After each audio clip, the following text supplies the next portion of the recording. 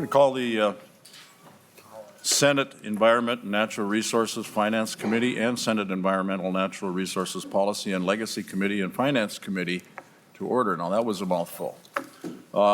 Joint committee here today, members, to talk about the proposed discussion from the Minnesota Pollution Control Agency's proposed rule on adopting California emission standards here in the state of Minnesota. Again, members, we're co-chairing this, so if anytime you have any questions or any concerns, certainly either throw something at me, wave your hand, or whatever works the best. So I'd like to start out, if I could, with a couple of just one or two comments. Commissioner, welcome, by the way. Commissioner. Thank you, Mr. Chair. Commissioner Bishop from the Minnesota Pollution Control Agency. Some time ago, and I don't remember how the dates go together, but Commissioner and I had a conversation with regards to this particular rulemaking, and there was an media event that went on, and when they were going to roll this out, and her and I had a conversation with regards to not getting notified right away about that. That doesn't make it right or wrong, but we did have that conversation, and not being part of that right away kind of starts off the wrong way, and I just wanted to mention that. Again, that doesn't have a whole lot to do with what we're going to be talking about today, but I just wanted to make that, set that out there. We're all new to our positions, I guess, at one time, and how you make things work, in a bipartisan way is to make sure that both parties are involved. And I just want to make that point. And but since then, we've met several times, and things are going great. But we would like to start out. Senator Ruud, do you have any comments at all before you want to start? Thank you, Mr. Chair. Now, just welcome to the committee, and I look forward to the presentation today. And thank you all for agreeing to this joint hearing. Thank you, Senator. And thank you, Senator Ruud. And commissioners and folks here, there's some concerns, a lot of concerns actually, of the movement of the Minnesota Pollution Control Agency and the administration going in this direction. Especially being, certainly one of the issues is Minnesota is kind of a standalone. And I know the comment has been made by either you or your office that, we want to be leaders, we want to step up, and we want to be the first.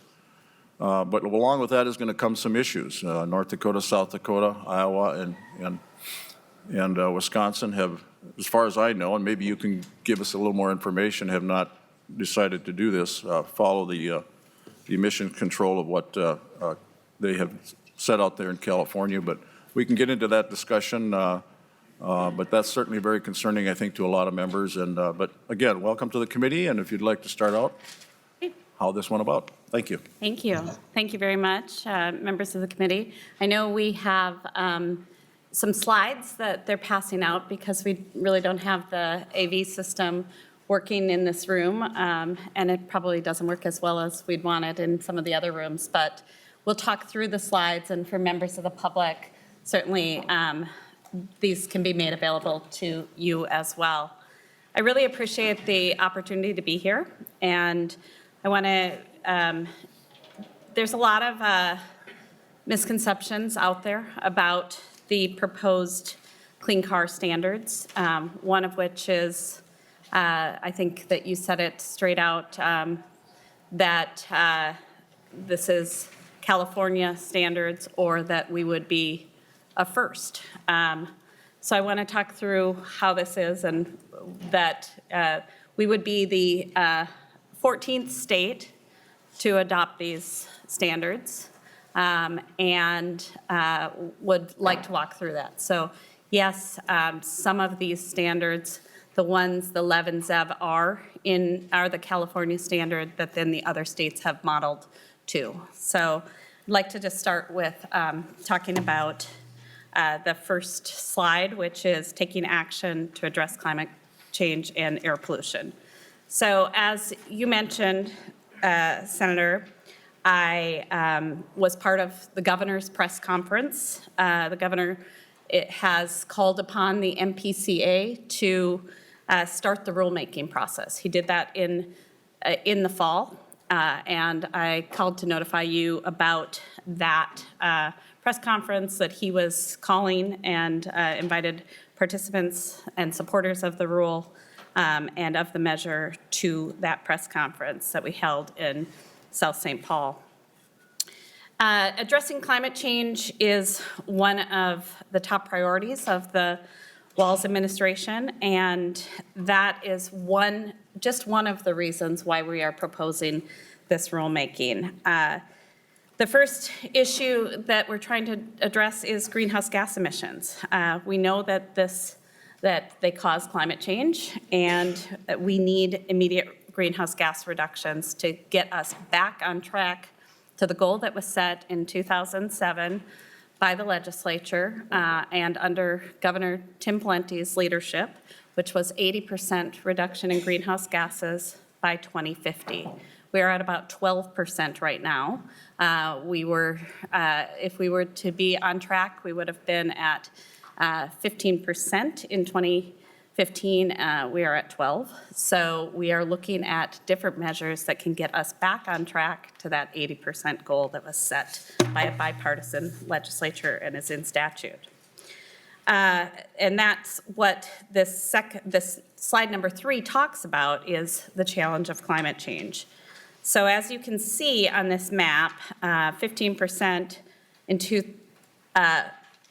it was where we were to get to. We are not on track for that. And under the business as usual scenario, which we call current trajectory, you can see that greenhouse gas emissions are going up, not going down. And what we found in doing this rulemaking, as well as inquiring around the state, we did something called the Pathways to Decarbonization in the Transportation section. And we held discussions with transportation all around the state to understand what citizens were interested in decarbonizing. Certainly transit is a part of that, but clean cars came up again and again. And then when the governor proposed this, we also went ahead and held meetings around the state on the proposed rule. We were in Fergus Falls, Virginia, Minnesota, Marshall, Minnesota, Mankato, Burnsville, and Minneapolis. What we have found in that Pathways to Decarbonization report from MnDOT is that passenger vehicles provide both the biggest opportunity and are the biggest contributor right now, and that sector, the transportation sector, to greenhouse gas emissions in Minnesota. The second challenge that we're trying to address here is air pollution, and that's on slide number 4. So we know that air pollution from vehicles is a problem that we need to address here in Minnesota. Other tailpipe pollution contributes to ground level ozones. We had a recent report that we did with the Department of Health that said that found that air pollution contributed to roughly 2,000 to 4,000 deaths in Minnesota in 2013.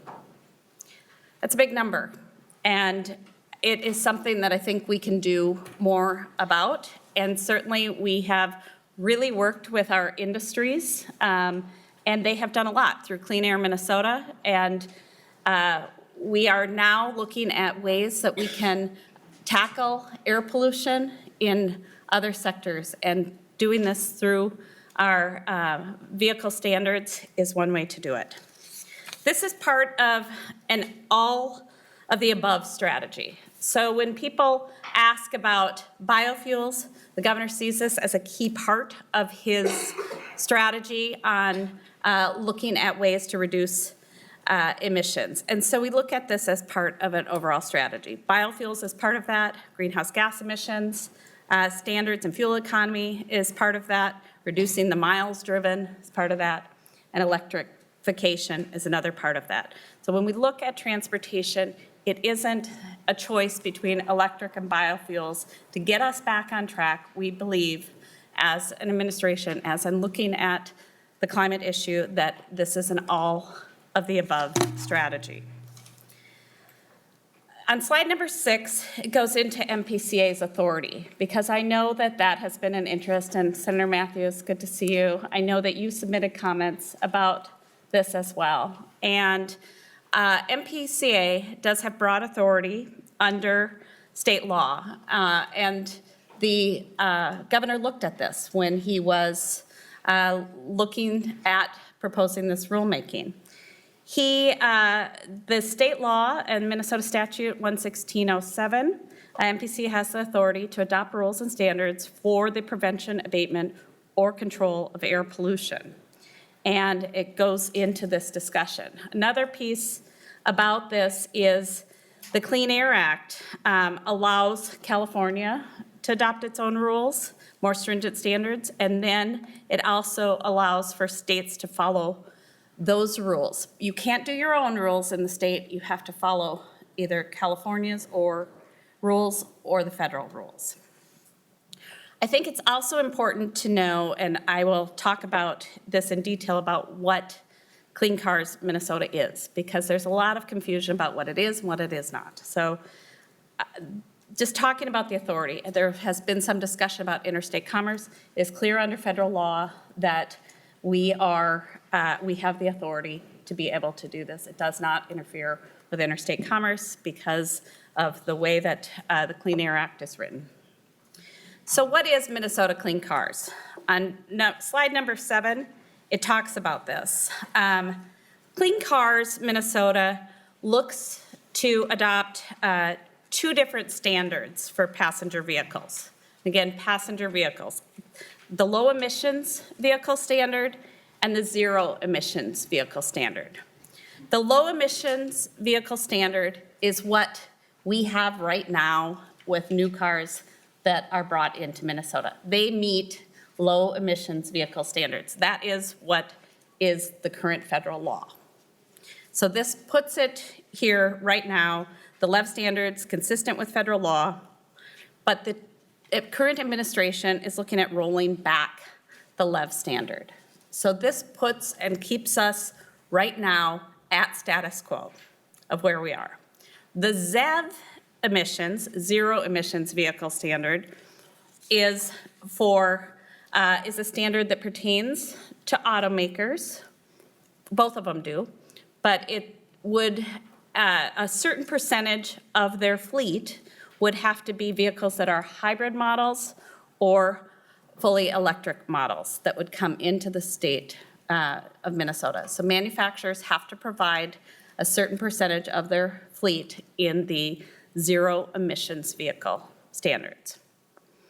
So when you ask about that, there are ways for manufacturers to really look at how they meet those requirements.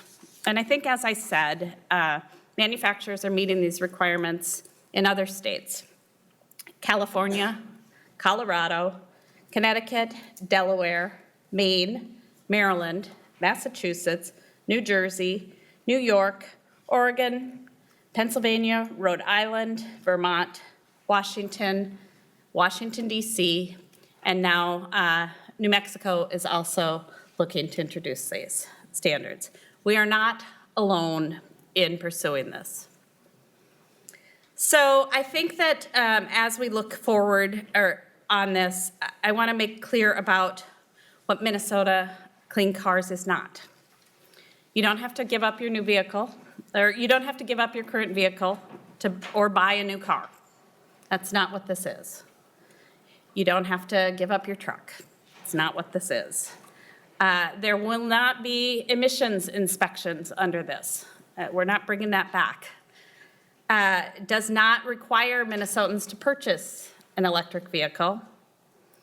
And as I said, Minnesotans will still be able to purchase their pickup trucks and SUVs. So when you look at this, and people will say, well, Minnesota has a lot of SUV drivers. They do. And I will say that I'm one of them. But it's very difficult at this time to get a ZEV or plug-in SUV. There aren't that many models, but they aren't available here in Minnesota, the models that are there. Some are available, and I know the dealers would say this, but they're not readily available. And I can talk about that from personal experience, and I have talked to most of you about this, like trying to buy a plug-in Subaru Crosstrek and contacting 3 dealers in the Twin Cities, and none of them had it. And I said, well, can you ask the manufacturer then to provide it so that I could buy it? And they said, no, those are only sent to these states. And this wasn't a setup. This was me really in last January trying to buy one of these cars.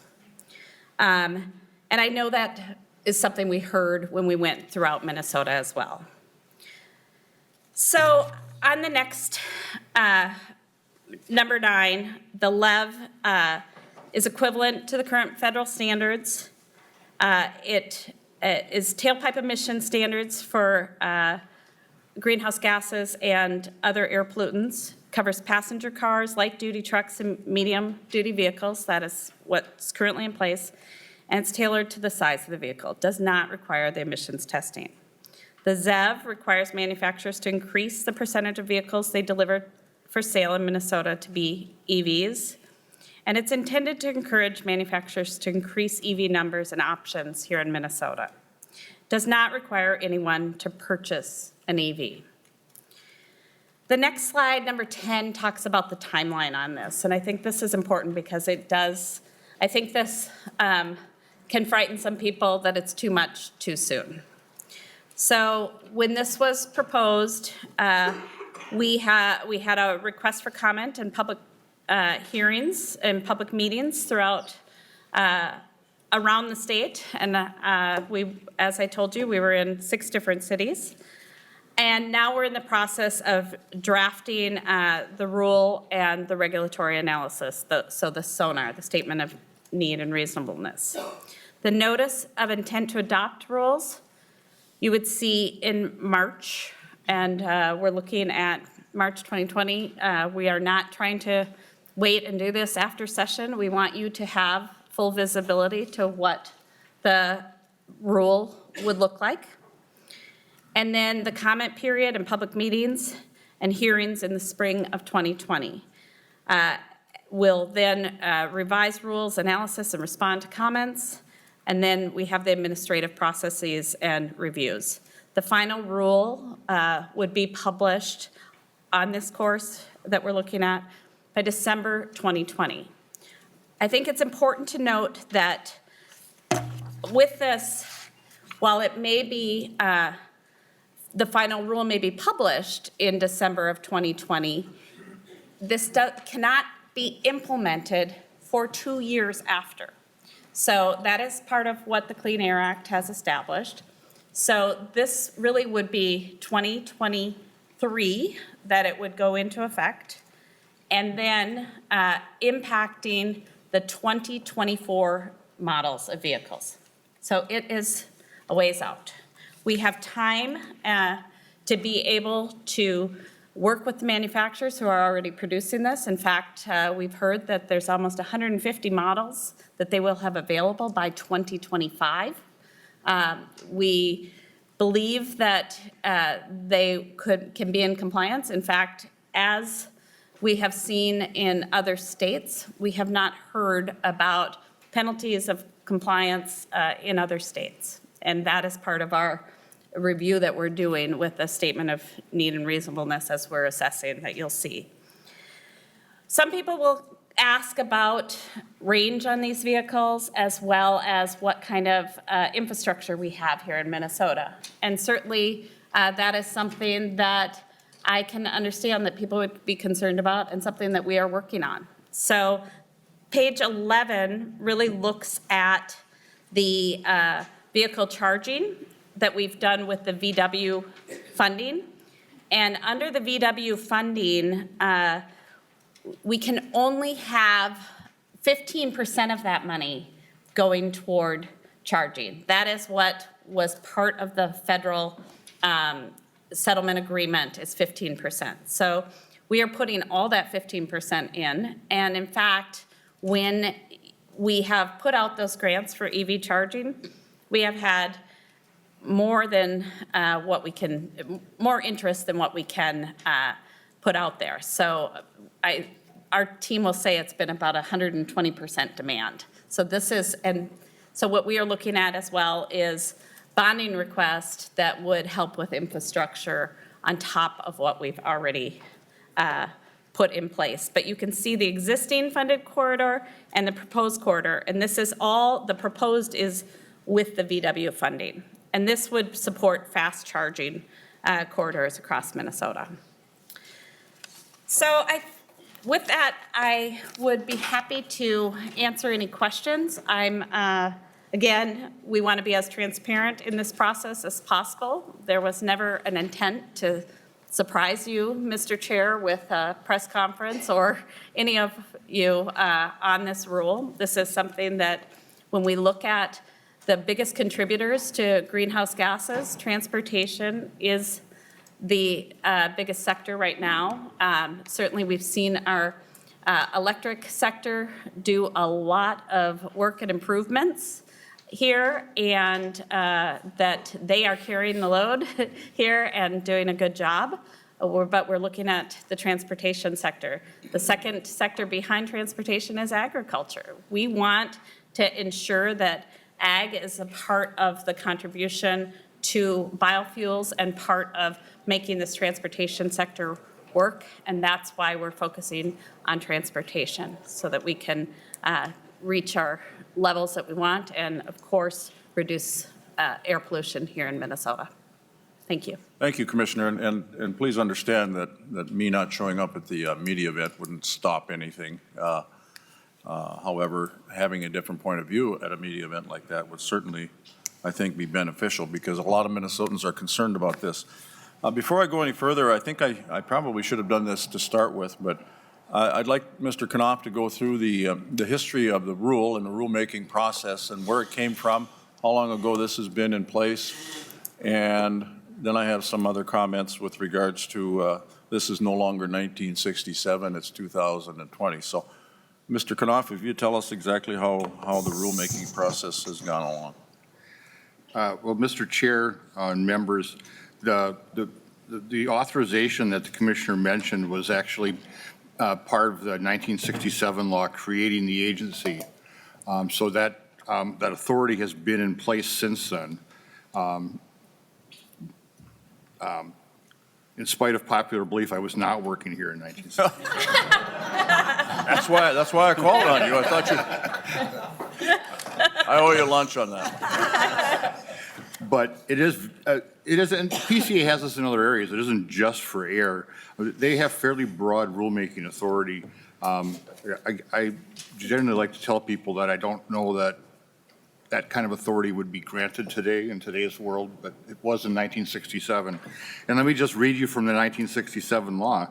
The Pollution Control Agency shall adopt standards of air quality, including maximum allowable standards of emissions of air contaminants from motor vehicles, recognizing that due to variable factors, no single standard of purity of air is applicable in all areas of the state. So they were given broad authority to adopt rules to control air contaminants, and it was specifically mentioned that it includes motor vehicles, emissions from motor vehicles. So it's very broad authority that does give the, in my opinion, gives the agency the ability to write these rules. Thank you. And I think if there are anybody in this room that was back in that era will remember that at that time, I think the legislature met only once every other year. Is that right? Not that that matters. It's just that's the era it comes from, and now we're obviously in a different world here. But my one question that I would have is the president has set a rule, or went ahead and said that, you know, the California emission standards are no longer. Is that what you're talking about on page 6 there, MPCA's rule, proposed rule? So, yes. Yeah. So the rule would not go into effect, Mr. Chair, until the restoration of California's waiver. So that is being challenged in court right now. Minnesota is part of that party, along with 22 states that are challenging that. But if, for some reason, California, and if it does, stand, then this would not go into place. So we're challenging this rule now, state of Minnesota, along with the State of other states? Minnesota is challenging the Trump administration's pulling back of the California waiver, yes. And I know there's a lot of questions here. Let me ask one more here before I call on anybody. The hearings you have on page 10, did you intend on having any hearings with regards to the legislature at all? So we were more than happy to do this, and so, yes, I'm happy that you called for this. I came to you right away when we introduced this. Certainly, I also spoke to Senator Root about it, and welcome a hearing on this. Yeah, I think that's very important. Senator Howe. Thank you, Mr. Chair, and Commissioner Bishop, thank you for being here. Yeah, I want to ask about the information on slide 3, and where you have where this information came from. Were there certain cities this samples came from, or was this a Minnesota, or where was this information gathered from? On the climate Bishop. change slide? Oh, Number 3, yes. Mr. Chair, thank you. Thank you. So this is a statewide look at our greenhouse gas emissions. I think maybe the question was what agency did it, or how did we? No, Mr. Chair, my question is it's great to say it was statewide. Did they drive around with a truck to collect this information? Did they have certain cities? Are there sampling stations in certain places within the state? Where did this data come from, and where can I go look at the sampling data to say that this data is true? Is it one of those modeling programs that information goes in and the quality of the information goes in determines the quality information goes out? I just want to know, where did we collect this data? Was it Minneapolis, St. Paul? Was it Bemidji, Minnesota? Exactly where did these come from? Commissioner.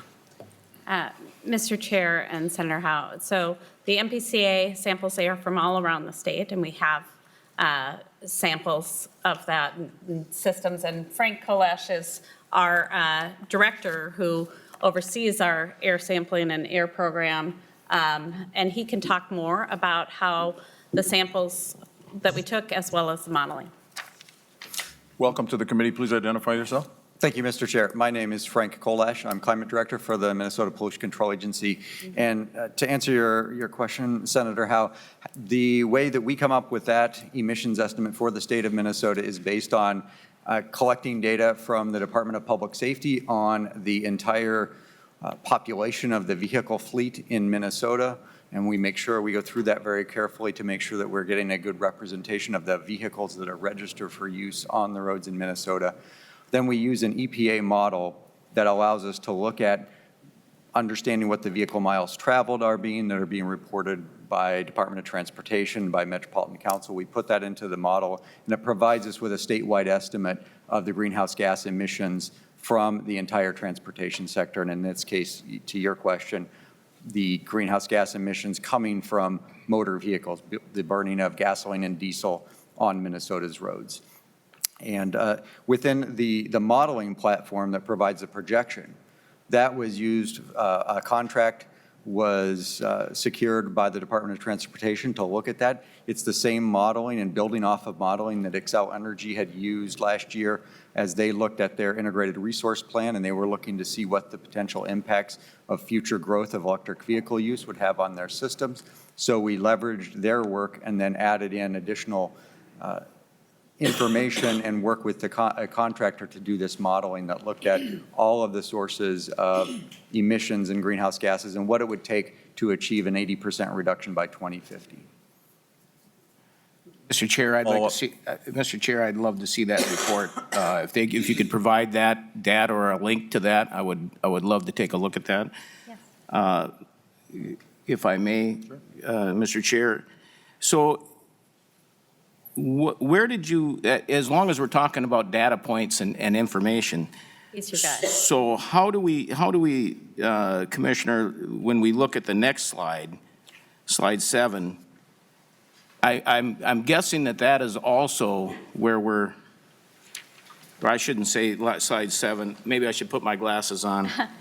Slide 4, the next slide. Okay, When we air start pollution. talking about deaths from Yeah.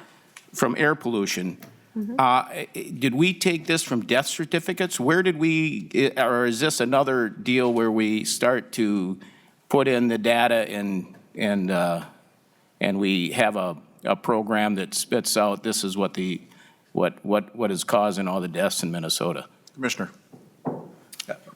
Mr. Chair. Oh, Mr. Chair and Senator Howe, that report, the Life and Breath Report, is available on the Pollution Control Agency and the Department of Health's website. And how we did that data was we took our air monitoring data for fine particles and ozone for the state. And we also looked at data that EPA provides, which then gives more coverage throughout the state to ensure that we had a good understanding of the levels of these air pollutants throughout the state. Then we worked with the Department of Health, and using health data from actual Minnesotans, we came up with the mechanism to calculate how many deaths would be attributable if you were exposed to those pollutants at the levels that we both measure and that also EPA provided us with some additional data for. So Department of Health, we worked closely with them on the calculation method on how to make those attributions, and it's very closely tied to the underlying health of Minnesotans and then their exposure to the air pollution. But that report's also available on both of our websites and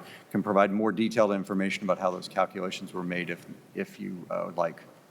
Yes. So if I could follow up on that, so you don't have any actual death information, you're just making an assumption with the air quality that X amount of people in Minnesota are going to die because of the emissions. Mr. Chair, correct. The death certificates are not going to represent anything related to air pollution, but we do know that the kinds of respiratory or cardiovascular causes of death that can be reported on death certificates that goes into MDH's collection of data does then give us the population that we're looking at, and we can then use the calculations and epidemiology to understand how many would be attributable to exposure to air pollutants at that level. Senator Matthews. Thank you, Mr. Chair. Thank you, Commissioner, for being here today, for giving this explanation. I am glad to hear that you did read the comment that I submitted to the PCA. I continue to stand by every word that I said within that comment. And I also noticed in scrolling through those comments, there were a number that were on both sides, but there was an overwhelming number of those raising concerns and those with serious issues about this rulemaking proposal. So I have a few questions I'd like to run past you. First off, was there ever a discussion in your agency or with the governor and the governor's administration about making this policy change via a bill through the legislative format and not through rulemaking? Commissioner. Mr. Chair and Senator Matthews, yes, that is a discussion that has been ongoing and certainly would welcome the legislature taking action on this. There was a measure in the House last year that kind of went in this direction, but it has not been proposed. So certainly it is something that the administration would have welcomed the legislature to do, and yes, was under discussion. Mr. Chair. Thank you, Mr. Chair. I was one of the few members on my side that attended the governor's inauguration ceremony when he first took office, out of respect to his office and the new role he was stepping into. And he made a statement in his very first speech as governor about making sure that he would always respect the equal branch of government in the legislative branch. And I was very encouraged to hear those words because I do believe that is important to maintain between our three branches of government. We know that we are a checks and balances system, each one upon the others. But I see this and the decision that despite consideration to do the legislative route that you've told us was considered, to go through this rulemaking process that completely circumvents the legislature. And I see this as one of the strongest Article 1 grievances against our constitutional authority that we've seen from this administration. Respectfully, Commissioner, you do not have an election certificate. The governor does have one, but his election certificate is to ensure that the laws of Minnesota are faithfully executed. I and 200 others comprise the 201 members that do have election certificates with regard to crafting laws and policy here in the state of Minnesota. And I'm obligated to contest this on that basis alone, aside from the policy part, regardless of whatever political party is in the governor's mansion. This cannot go forward in its current role because it would violate Governor Walz's own terms that he laid out in his very first address as governor. And I think that's a very serious consideration that I think your commission and the administration needs to take seriously. I do think you should pull this and run this through the legislative process. I don't know if the bill specifically was to these California standards, but if this is the route it needs to go, these standards should be given in its bill form. Secondly, Commissioner, you mentioned again, this is giving up authority to California standards. Does it give any opportunity at all, if this were enacted in this way, for Minnesota to make any changes or modifications to it to meet our own circumstances here in Minnesota? Mr. Chair Commissioner. and Senator Matthews. So thank you, and I understand your point of view on this. Certainly, I don't hold an election certificate, as you noted. You do, and the legislature granted the authority for the MPCA to go ahead with rulemaking. And so while it might have been 1976 or 67, as Mr. Knopf said, we believe that we are following that authority. Under the governor's One Minnesota, I'm also very much going in that direction with this rulemaking by how we've held different sessions all around the state and will be holding more listening sessions once the rule is put forward. And then you will see the whole statement of need and reasonableness, as well as the justifications that I hope you will continue to comment on, and look at and assess and welcome that opportunity. I also, of course, did not hesitate to come before this committee, this joint committee, and will do that with any member of the legislature or any committee, and look forward to having that discussion. Second, you mentioned about the comments, and I just wanted to say, yes, we've had comments on both sides of that at this issue, and you will see those reflected and addressed in our process. Third, you asked about any ways that we can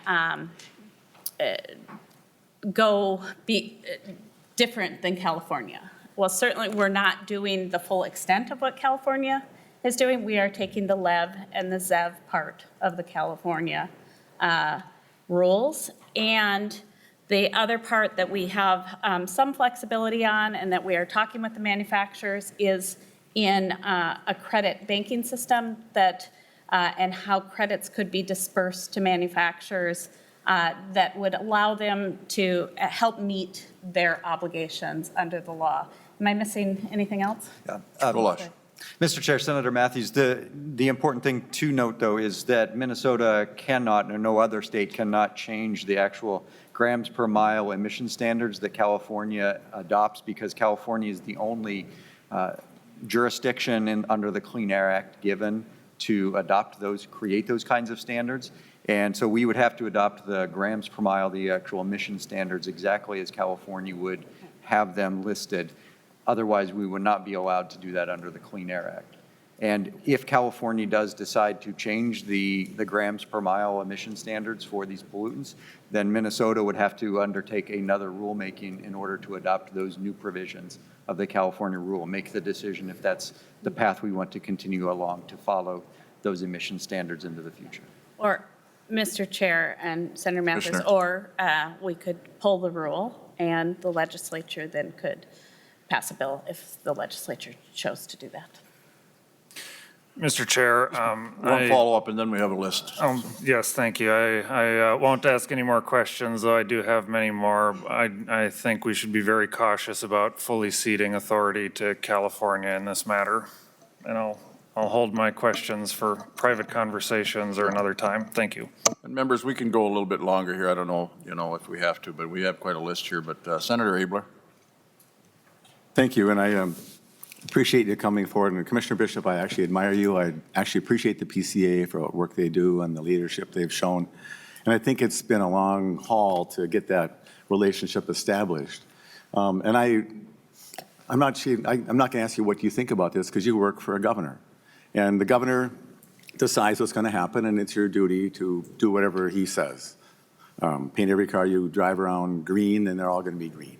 But I'm concerned that for what he's tried to do, this is not what he tried to do. And it's going to actually harm the reputation of the PCA. We have, over time, many people see the PCA as a bludgeon with a sharp poker going after people for no particularly good reason. And that's where they've come from. And so with good commissioners like you and others, they've tried to get to a more collaborative thing. This isn't. And so I just want to encourage you to remember that. And so the governor ran on one Minnesota, and actually a couple of people in a room could decide this, and it becomes like my Minnesota. And you don't have to respond to that. Could you comment about the credits, please? And how they're going to work? And you can respond if you want, but I just made a statement you don't have to reply to because I don't want to get you in trouble. But I'm curious about the credits too, so however you want to reply. Commissioner. Thank you. Mr. Chair, I'll let Frank talk about, Mr. Ghoulash talk about the credits, but before that, I just want to say thank you. And certainly I am really honored to be in this role, and I am trying and working very hard at this role. I think we've had a lot of things thrown at us in this first year that have been unfortunate, and I hope that you know that, and I tried to set up some time to meet with you and unfortunately couldn't do it before this hearing, but that I'm always available to any of you and to hop on the phone or respond or talk or come to your districts, and I do want to continue to work forward in a collaborative way. Mr. Ghoulash, real quickly. Mr. Chair, Senator Abeler, the primary place that we're looking at the way the credits work is within the zero emission vehicle standard. And how the rule is set up is that each vehicle manufacturer is assigned a credit requirement that they need to meet each year once the rule goes into effect for compliance. And that's based on their total sales in Minnesota. We'll calculate how many credits. Then different vehicles will earn different kinds of credits. So plug-in hybrid electric vehicles will earn fewer credits. Full battery electric vehicles with long range will earn the most amount of credits. And then at the end of a year, each vehicle manufacturer is required to turn in, demonstrate that they have enough credits to cover their compliance requirement. What we're looking to with the Auto Alliance and the auto manufacturers is a way to ensure that we build a system that gives them a reasonable opportunity to comply with the credit system. One of the ways that we're looking at doing that is offering early action credits so that while they will not have a compliance requirement on them once the rule is adopted, they will have the opportunity to earn credits for the vehicles that they deliver for sale into Minnesota while we're in that waiting period and awaiting the California waiver to be resolved. And then we're also looking at other ways to ensure that there is an appropriate amount of credits available for each manufacturer to be able to comply. They can earn those credits by direct sales of the vehicles in Minnesota, or they can also purchase them from other holders of credits for other vehicle purchases in Minnesota that were made, or deliveries that were made in Minnesota to meet their compliance requirement. Any regulation, Mr. Ghoulash, on the cost of those credits? So if somebody doesn't sell X amount of cars, they'll have to take the brunt of that? Is there, So much- Mr. Chair, there is no regulatory authority or language in the current rule about those private transactions for the purchasing or sale of the ZEV credits. Those are all private transactions. That's consistent with all the other states that have adopted the zero emission vehicle standard, is that those types of transactions are private transactions. So there's not even a real good source of the value of those credits, because those are all private transactions. what would be the penalty to not comply?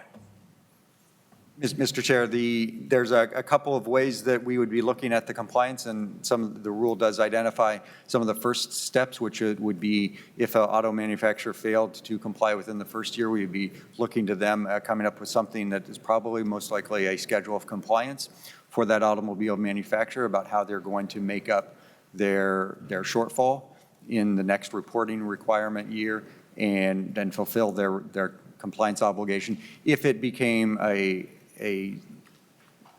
chronic problem or an ongoing problem that was not being resolved, then we would be using our standard enforcement authorities by statute and by rule that would address the non-compliance for any manufacturer that failed to turn in the appropriate number of credits. So basically, we don't have any idea what the fine would be depending upon the credits. Okay, Senator Dibble. Mr. Chair, and I'm sorry, we're Commissioner. looking at other states too, and that non-compliance piece has not been an issue. So certainly, our intention here is this is going to impact 2024 models. As I've said, 2025, there's 150 models that are planned to be, up to 150 models that are planned to be in production by then. And I would hope that we could see a lot more of those coming to Minnesota before other states if we adopt these, so that Minnesotans have access to the latest innovation in vehicles as well. And again, members, what she'll be looking at will be states other than those in the Midwest, because there is no other states in the Midwest that have done this. So Senator Dibble. Thank you, Senator Ingebrigtsen, and I appreciate your last point, because that's an important one. We don't have access to fully half of the models that are out there that Minnesotans want to have access to, and that's clear from the manufacturers. They've said Hyundai has this model that's just come out, and they're oversubscribed, and they said they're only going to be bringing those models to the LEV and ZEV states. I think this is a good step to take. I just wanted to circle back to the authority of the MPCA. I don't want to belabor this point. I respect those who stand up for the prerogative and the power of the legislative branch. I do too.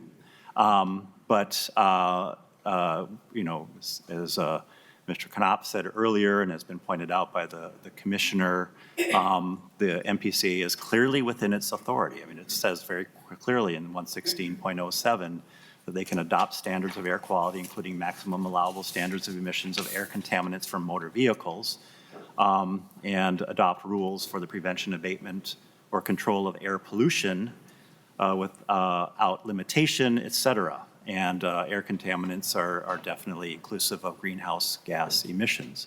The legislative power is not thwarted in any way. We clearly have authority to amend rules or repeal rules. The commissioner is committed to getting that in front of the legislature, you know, before we even adjourn. If the legislature sees fit, we can do anything we want. We're never prevented from reaching in and affecting, or if we think it's, you know, the 1967 law is a bad idea, we can repeal the authority of the agency to do that. So we're not limited in any way. So I'm concerned that getting hung up on this process and authority question distracts us from whether or not we think taking this step is a good idea. You're probably not surprised to hear that I think it is a great idea. I think bringing down greenhouse gas emissions from the transportation sector, in which we know now exceed the electrical utility sector, which we talk a lot about, but we almost never talk about what's going on with greenhouse gas emissions in the transportation sector.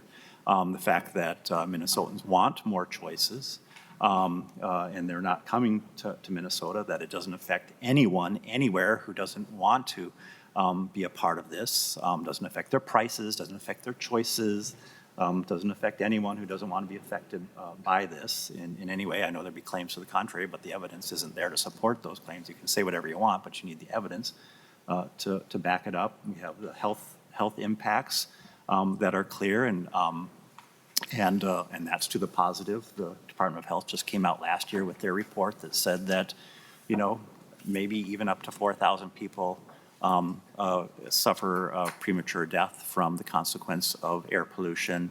15% of those going to the ER for respiratory-related issues are going as a result of the contribution that our low air quality has on them. So, I'm happy to debate. I know people completely disagree with everything I just said, and happy to debate those points. But I think the authority of the agency to do so is clear, and the authority of the legislature to check the agency is intact as well. Senator, well, I will not debate you. However, I will ask you that if you're saying a lot of people out of the 5 million population, how many people in Minnesota want to buy cars that are unavailable to them here in the state of Minnesota, do you think? Are there numbers like that? There are hands up, so other people can answer more precisely. I can just tell you more than there are cars available to them. Excuse me, I have a list here. Senator Eaton.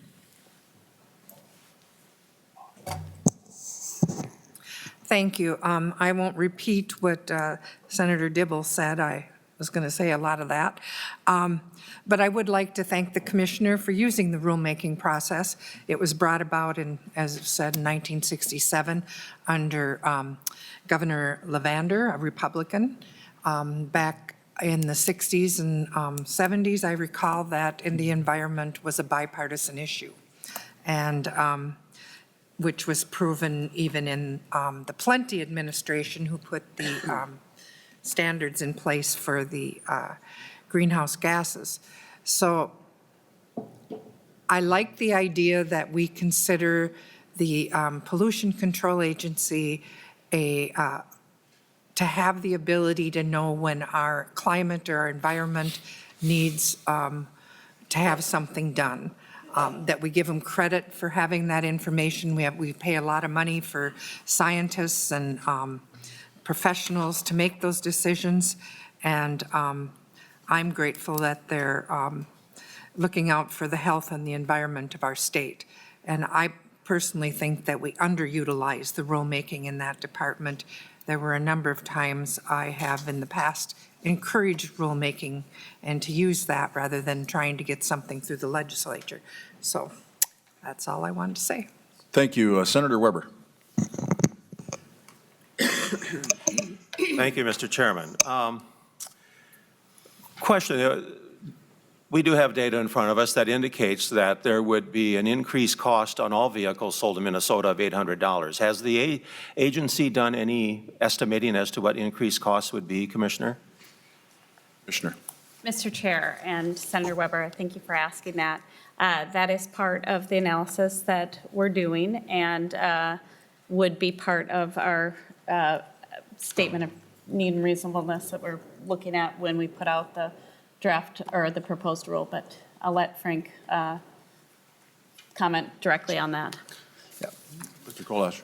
Mr. Chair, Senator Weber, yes, that is what we are looking at, and we are also looking at the total cost of ownership, not just the upfront costs, and we're seeing that there is a slight benefit, there's going to be a benefit to the consumers because while the vehicles may cost a little bit more to purchase, there'll be savings, especially on fuel savings costs throughout the lifetime of the vehicle. Those numbers are going to be included in the statement of need and reasonableness with specificity. But I can say that we are doing that analysis and that we're seeing a net benefit to the consumer. Follow up. Thank you, Mr. Chairman. I guess I would simply say that as you look, being a border community, I go through my dealers' lots, and I see a lot of out-of-state vehicles that have been traded in.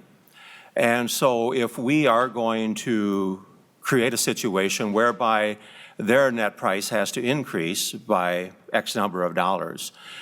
You can argue about the increased efficiency all you want, but there's going to be a fair number of sales that they aren't able to make as a result of that.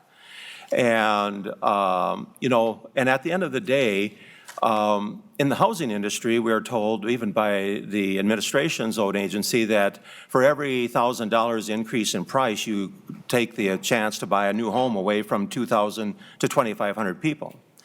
Now, if you consider the people's income, if you have an $800 increase, for example, in a vehicle, I would guess that, quite frankly, the number of people for whom it's going to take a new vehicle out of their budget is going to be greater than that. And I know you're going to be analyzing that, but I just want you to say that for all the talk about being concerned about effects on on those that are less fortunate in this state, raising those kind of prices is not necessarily, in my opinion, a way to accomplish any type of one Minnesota. At that point, you become one privileged Minnesota. And I think that you also create a great deal of difficulty for the dealers in the border communities, and that, quite frankly, in my opinion, is a major problem. And plus, if you have vehicles that, maybe I should ask, in terms of the battery power, it's my understanding that battery manufacturers indicate that there is possibly a power loss once you get into cold weather. And their definition of cold weather is 20 degrees, which means that, quite frankly, for the next night or two, they'd be losing a substantial amount of power. As you try to pursue a statewide push to have a greater level of electric purchase, and I'm fine with people buying electric vehicles, don't get me wrong. But to me, forcing this onto people is not a proper function of government. And so I just want you to comment as to the cold weather problems that these vehicles can have.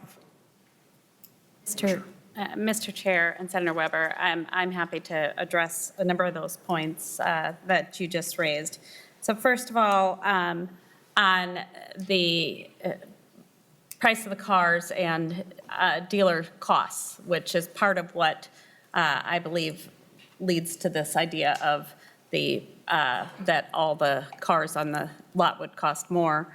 That is something that we're seriously looking at, and the House has a proposal that would also help with dealers' costs of putting in electrification into their dealerships, as well as small business assistance loans that we have at the MPCA that could assist the dealers, so that that could help in some of their compliance costs should they wish, or should they get these electric vehicles in their dealership. Second, the idea that we're forcing this on people, we certainly, that is not the intention. No dealer is going to be forced to take in these cars. The manufacturers and the dealers have a relationship that they need to work through, but franchise laws protect the dealers from having vehicles forced on them. So the 6 to 8%, yes? Really? The 6 to 8% could be met in places other than in Laverne, Minnesota, for example. So it doesn't necessarily mean that that the dealers in Laverne would need to carry these vehicles. Third, the interest of other states, certainly if Minnesota adopts these, would be interesting to understand of others that are coming into the states to be able to get these vehicles that they're not able to get in Wisconsin or Iowa, for example, or North Dakota, South Dakota. So again, that's something we're looking at. And then finally, on battery loss. Yes, there is battery loss in colder weather. I drive an electric vehicle. I have a hybrid vehicle as well. Yes, that is something that you need to look at. However, that is part of the reason why we are looking at continuing to build out the infrastructure for charging. that will, this is coming, as we all know, and the range on these vehicles is getting longer, and we will need to build out this infrastructure, and we have time to do that. Most people that drive these vehicles have charging at home that allows them to charge their vehicles, and in fact, I know here Excel has a program right now with a lottery that you can get free charging at 220 installed in your garage if you are picked in the lottery, and get free electricity for a year. So most of this is done here at home. The charging is done at home. One final. Members, we have a lot of folks here that have come to testify, so we've got a couple more questions, and then we have to move on to the testifiers. Senator Johnson.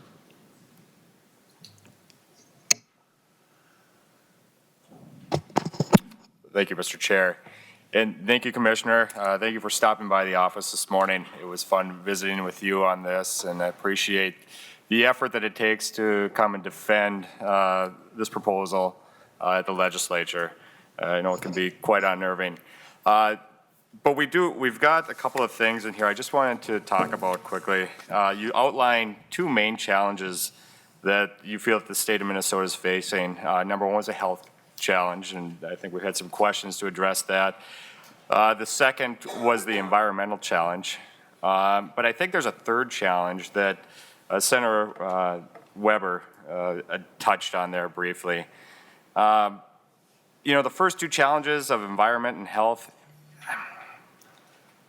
I don't see how this proposal is a serious look at addressing those challenges of taking down mortality rates, of really finding environmental change for the climate of Minnesota. You know, we live in a global climate, and we've got issues that in Minnesota we're trying to deal with here with importing some electric vehicles to take down our greenhouse gas a small amount. We've got great big mines in India and in China that have environmental and human rights. They're disasters. They're affecting the whole world's climate. And yet we're going to change climate with a couple electric cars. I think we have an opportunity in Minnesota with a couple of mines up in northeast Minnesota that we could take away some of that market from China and India and make those areas compliant or not putting out as much dust, dirt, environmental impact. And here we are with electric vehicles. To me, it doesn't make sense. If this is what we're really trying to do, affect climate change, let's do something about it. And we can do that with some of our mining friends up in northeast Minnesota. The other thing that I'm a little bit concerned about is the fact that we had a story and we had a few people raise their hand that they're not able to get a couple of electric cars in this state, and therefore we're going to mandate that dealers or that manufacturers start creating more electric vehicles to put into this state. I mean, there are no rules as far as I'm concerned about going over to California or wherever you need to go to pick up those vehicles. I don't think that that's the case. And finally, I just want to leave you with one question, and that is, we talked earlier, and you were going to do a little bit of investigating on outstate, rural Minnesota, whatever the PC term is now for rural Minnesota. What groups, people, individuals do we have that are supporting this proposal? Thank you. Commissioner. Thank you. So, Mr. Chair and Senator Johnson, thank you, and I appreciated the chance to visit with you this morning. As you are aware, the batteries in these vehicles do require metals, and like copper, nickel, cobalt, all which are available here in Minnesota. And as you are also likely aware, the MPCA did approve the polymet permit and the MPCA for the MPDS permit, and the MPCA, under my direction now, defended that permit in court. So there's nothing that I think that you would say that is getting in the way of our leadership is getting in the way of that. Second, the question that you had about there are not rules of my going and driving to California or New Jersey or flying to California, New Jersey and buying a car and bringing it back to Minnesota. However, that dealer in Minnesota just lost my business. I went to California or I went to New Jersey to buy my car and drive it across the country because that was a car that I wanted to have. When I talk to dealers, and certainly dealers can get some of these cars, but not all of these cars. And this isn't something that I see as putting a great burden on, because we've got more than, this is going to impact models in 2024, and I think that's a really important point here. That's a ways out, and the dealers are there. Third, you asked about Greater Minnesota groups, and I looked at that. I told you that when we went up to Fergus Falls, we had a great amount of interest in this. Certainly we had dealers show up as well that had concerns, and that's why we were holding these hearings. We weren't holding these dialogues in places where we thought we'd only get positive comments, and I think that's an important piece. We need to hear the real story behind this and what concerns people have so that we could really look at this. But we did hear from emergency room doctors that came to those that had concerns. We heard from general citizens. We do have the cleanup, the river environment that is behind this, that is interested and supportive, as well as other individuals and companies. In fact, and while we look at Greater Minnesota, I think it's important to note that, a lot of our major companies here in Minnesota have put in support for this. So the Sustainable Growth Coalition here in Minnesota, which is comprised of everyone from 3M, Ackerberg, Anderson Corporation, Aveda, Bar Engineering, Best Buy, Blue Cross Blue Shield, Center for Energy and Environment, Ecolab. I can kind of go through all of this, but have supported this rulemaking. And a lot of these companies have also said that they want to have these cars in their fleets. This is part of their requirement that they have set, or their goals that they have set, and I certainly was part of setting the goal at Best Buy when I worked there, that we had a greenhouse gas reduction goal that our shareholders at the company expected us to meet and expected us to set. And one of the ways to do that was to bring in electric vehicles into our fleet.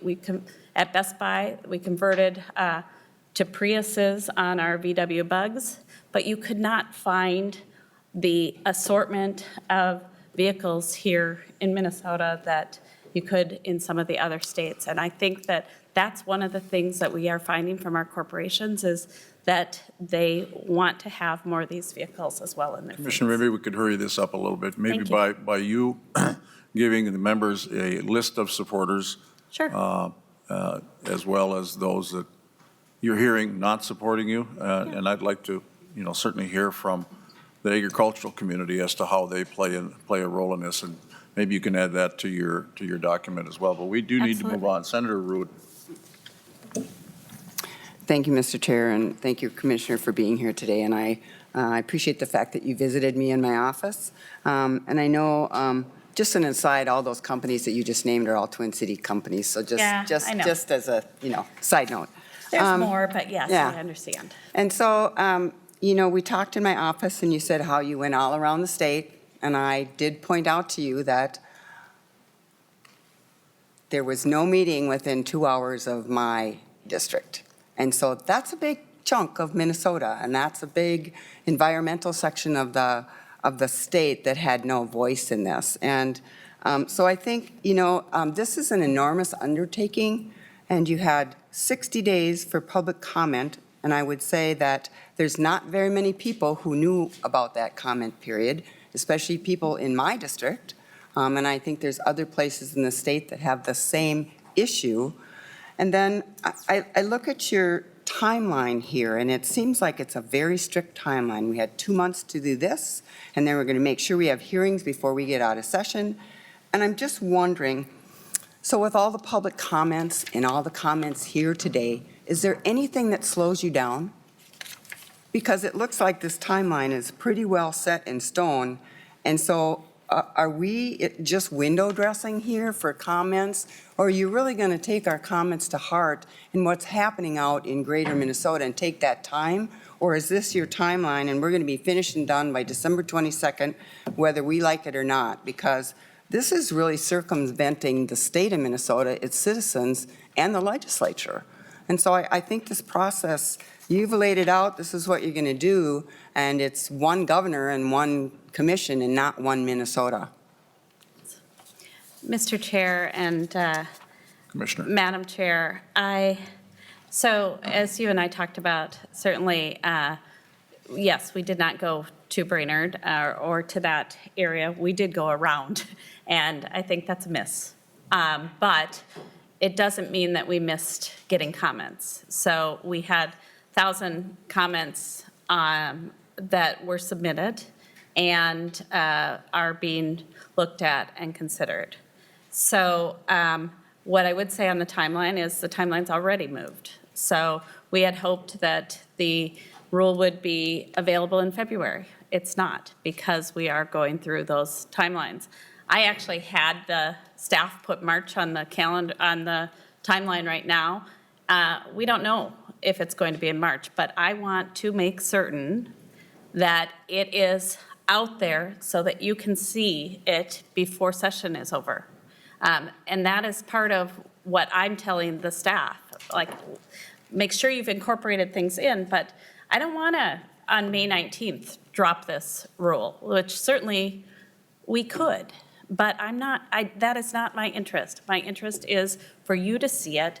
Let's have a dialogue. Let's see how we've come up with this. And we will do hearings, more hearings around the state after that comes out. And I hope that we will be getting closer to your neck of the woods, and certainly closer than 2 hours. But if we can get to Brainerd, we'll get to Brainerd. But I think that's an important point that you made. And Mr. Chair, just a short follow-up. I would just hope that you would listen and take the comments into consideration instead of just, this is the goal that we're going to do, and we'll go through the window dressing of hearings and comments, but we're going to do this anyway. And so that's what it feels like here. And so I would hope that that attitude would change. Yeah, Thank you. Of course, thank you. Members, we got three others, Senator Bach, then Lang, and then we're going to finish up with Eichmar before the testifiers. Well, Commissioner, it's interesting that this hearing's happening in this room. I've spent a lot of time in this room over the years in the Senate Tax Committee. And I think, Commissioner, you'd have a lot less anxiety around this table if we were talking about what the Tax Committee normally talks about here. And the Tax Committee talks about what is it that we can do to incent people's behavior, to get people to do things. And it does seem like if as a state or as a society we want to incent people to use more electric vehicles, the Tax Committee is the place to do that and create some kind of incentive so that we create a market because people are going to want to buy them. So just my suggestion, I think there'd be a lot less anxiety if we were, instead of talking about a mandate or a regulatory process, we were talking about how can we incent people to buy these vehicles. So, but my larger question specifically about the proposal, I guess, is most of us in rural Minnesota live in service territories of electric co-ops. And gasoline is I think pretty evenly priced around the state. It's a very competitive marketplace. The little town that I live in, 500 people, has 3 gas stations. They're pretty darn competitive. Matter of fact, I think I can buy diesel fuel for my pickup cheaper at home than I can buy it here. But that's not the case with electric utilities. They have service areas, and they're not regulated by the Public Utilities Commission. And I'm not suggesting that we do, but I'm pretty sure, I'll tell you, my Metro members, I'm shocked at my electric bill in the Twin Cities. And I got a good sized apartment. It's like nothing. It's like nothing compared to what I pay at home. So my question kind of becomes along that is if my electricity per kilowatt hour is 40%, 50%, maybe double, in many of these rural areas, because we don't have the density of customers that the larger metropolitan areas have. If today the gasoline is pretty equally priced no matter where I live, what do we do, or what kind of program do we create when the cost of their fuel to run their vehicle is maybe twice as much as it is in a larger metropolitan area? I think it's a conversation that we have to have if we're really going to get people to do these things, is let's make sure we create some parity across the state, because we certainly have it with gasoline. And I actually think electric vehicles are a good idea. I don't have a clue where there's a charging station anywhere within 100 miles of me, and I hope that infrastructure is getting built out. So I just would like people, and more than the commissioner, to think about, if we're going to go down the road with this, how are we going to make sure that some regions of the state, that their fuel costs aren't just astronomically higher than other areas, because that's just not fair, and frankly, it's not good state public policy. So, and there's not much we can do about that. Like, I mean, it's just the business model, the density of people on the per mile of distribution is just a lot less. So I just would like, Commissioner, as you work through this, I think we got to address some of the shortcomings in this before we get too far down the road to alleviate some of the anxiety with it. Yeah. Some of those are comments, Commissioners, so we're going to have to move on here. If you can, maybe go offline. Certainly. Senator Lang. Thank you, Mr. Chair. Commissioner, I guess we've kind of been, as I've been sitting here and listening to the proposed rule that we don't have in our hands yet, I've looked on your website, and it's not on the website. We talked about a 6-page handout with some slides, and it's a proposed rule, right? Can you clarify a little bit? Are we following Colorado? That's on your website. Or are we following California? Are those two rules the same? So, yeah, Mr. Chair and Senator, so what I can say is we did the notice of intent to adopt rules, or to propose rules, and now the rules should be coming out in March. Yes, the rule will follow much of what we've seen in Colorado. Again, the place where we have some variance is in the credit system that we're putting forward and would be putting forward. And that is something that's currently in discussion with the manufacturers right now on how that credit system would work. Do you want to say anything? So, thank you, Mr. Chair. So next question is, specifically speaking, how many cars does Ford Motor Company sell in Minnesota in a year? How many cars does Ford sell? Roughly. Sure, any idea? Do you know that?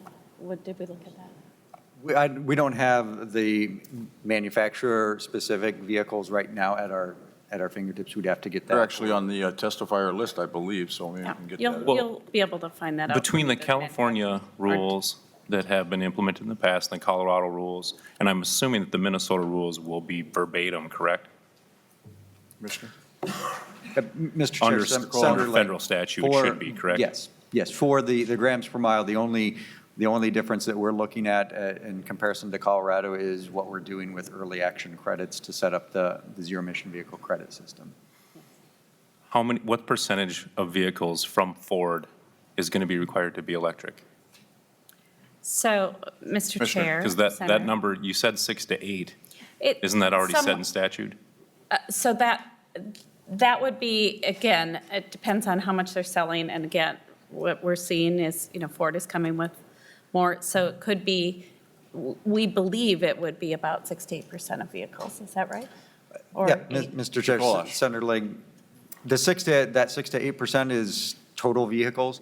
To actually get down to the exact manufacturers, we need to look at their exact sales, and then we would have that calculated for their compliance purposes, and that's what the rule is set up, is how we're going to calculate that into the future. So their first year of compliance, they will know what their compliance schedule would be. And I'd have to go back to check to see if we have broken that data out by manufacturer as of yet, or if we're setting up the calculation method that California has set that up, how we calculate what Ford would be required, what General Motors would be required, what the various manufacturers would be required. Why is it 6 to 8? Because that's California said? Mr. Chair, Senator Ling, that is the targets that California has set and that the other states have also adopted for the number of credits and how they get translated into the number of vehicles. Why? Really, it's about the number of credits is what the rule will actually speak to. Why 6 to 8? Senator Lang. Mr. Chair, Senator Ling, that was based on California looking at how they can provide the proper market signals, incentives to the manufacturers to deliver these kinds of vehicles. These rules were put into place more than a decade ago by some of these states to begin to build the market. And California has requirements also for the reduction of greenhouse gases, and the transportation sector is one of their most significant sectors. So they're looking for the targets that will allow them to continue to reduce their greenhouse gas emissions, just like Minnesota's looking to use this as a tool to begin to trend downward for the statewide greenhouse gas emissions from the transportation sector. So wouldn't 10 be better? Mr. Chair and Senator, certainly if they can bring in 10%, that would be great, and we'd welcome that. But so is it a calculation on what the industry can handle financially? part of that was a calculation to get what he said to those levels, as well as keeping in mind of what they're doing. What I can tell you is, just in sitting around with the manufacturers, which included Ford, they are investing heavily in electrification, and they can't get models here soon enough. So that's part of what they're talking about, is they're coming out with the electric F-150. They have a plug-in F-150. The manufacturers are investing in electric. So And the point Senator I'm- Lang, and then one more and question. certainly, this trying isn't to- going to put a cap on what they can provide in. If they want to provide in more, we'd certainly Right. welcome it. And the point I'm trying to make is, shouldn't we as a state be incentivizing these companies, like Senator Box said, instead of penalizing them? So, Mr. Chair and Senator, we do not, in this rulemaking, that is part of what we're assessing on if this is a penalty. We do not see it as a penalty because there hasn't been difficulty in them, or there hasn't been compliance, cost of compliance that we've seen in the other states that have adopted this. Second, yes, and there should be incentives for consumers as well, and we see that as a real benefit that could be put forward. And I know the House has a proposal right now, and I assume one will be put forward in the Senate as well, too, that offers consumers incentives. Other states have incentives for consumers that purchase these electric vehicles. And I would So hope that one that last will- question, then I'll be done, Mr. Chair. In 2024, if Ford sells 5% of its vehicles electric vehicle, will they pay a penalty? Commissioner. So, Mr. Chair, Senator, say that again? In 2024, if Ford sells 5% of its vehicles as an EV vehicle or zero emission or whatever the numbers turn out to be, and it's only 5%, will they pay a penalty? So, Mr. Chair, what we discussed earlier was that if they can't be able to make that up in the credits, that there would be a compliance schedule for them to come on They'll board. have a financial obligation. And we see that, that is something that is being analyzed right now. Thank you, Mr. Chair. It's not our intent to punish manufacturers. It's our intent to meet manufacturers where they're going. Yeah, quickly, yes or no, Commissioner, does California have tax incentives for this? They have them now? Yes. Okay. Senator Icorn, then we're going to move to testifiers, real quickly. Thank you, Mr. Chair. I guess the benefit of being last is everything's been said, just not everybody's said it yet. So I'm going to touch on just a couple of things and try not to belabor some of the stuff we've already talked about. I can tell you, Commissioner, that as someone who spent some time in the auto business, manufacturers do force product on dealers. It does happen quite often, and it looks like you guys even admit that by your own admission here on page 9 of your slide. It says that the zero-emission vehicles would require manufacturers to increase percentage of vehicles they deliver for sale in Minnesota to be EVs. If they're trying to push a product on dealers that dealers don't want and consumers don't want, certainly there's a certain section of consumers that maybe want those, but they're not delivering those vehicles here now, not because we don't have LEV and ZEV, it's because there isn't enough demand. These manufacturers spend millions of dollars a year, including Subaru, on deciding what their product pipeline should look at in each region. So it's a little disingenuous to say that the only reason we don't have those vehicles here is because the manufacturers just don't want to send them here. Part of it is there just isn't enough demand. So it's really unfortunate that you had to go buy a foreign vehicle in another state in order to get it. But until there's a greater level of demand, without the heavy hand of government saying we have to do it, you're not going to see that happening. So it's a really unfortunate comment, and I would encourage you to speak to some of the dealers or the Minnesota Auto Dealers Association to get a better understanding of that and how their product pipeline works. The other portion I had some frustration with is with your timeline and expedited rulemaking. It doesn't feel very one Minnesota. It feels like we've been here more than once. We've talked about this before, and when you came in, we talked about this when we had first met in my office about kind of how I viewed rulemaking and how it should be. Here we've got something that's so controversial that, you know, we should not be doing an expedited rulemaking process. We should take the time to do this. I've had people in my district, like Senator Ruud's district, that have no clue this is going on other than the little bit they hear in the media. They have no clue that they have an opportunity to give public comment. I would highly encourage you folks to do some more listening north of Highway 2. Because I can tell you I haven't received a single individual in my district that have said, oh my gosh, we got to adopt California standards to save the world. And no offense, but I do appreciate that we can keep our F-150s, but they've heard you can keep your fill in the blank, and it hasn't happened before. They may be able to keep their F-150, but at what cost? $800 might be low to keep their F-150. And we're already struggling in parts of this state, economically. And it's our mining and tourists, our blue-collar workers up there that are going to be the most greatly affected by these increased costs. I appreciate Senator Box's statement. And unfortunately, I always see the PCA take the stick approach, not the carrot approach. You would have not just everybody at this table, but our constituents that live outside of the 494, 694 bubble with a lot less anxiety about this if you took the carrot approach instead of the stick approach. I had farmers in my office yesterday that are extremely concerned.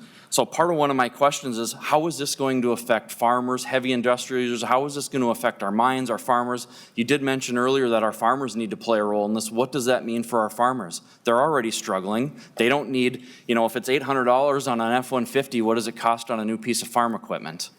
They can't afford these additional regulations, and they're already doing everything they can to be part of making our climate a better place. I don't think a credit scheme is going to solve that. So if you could answer what the effect is on farmers. Also, I would be interested to know, is this a PCA push? Is this a governor push? Is this both of you deciding we're going to do this? I would love to see you take a step back and do a proper rulemaking process instead of expediting this.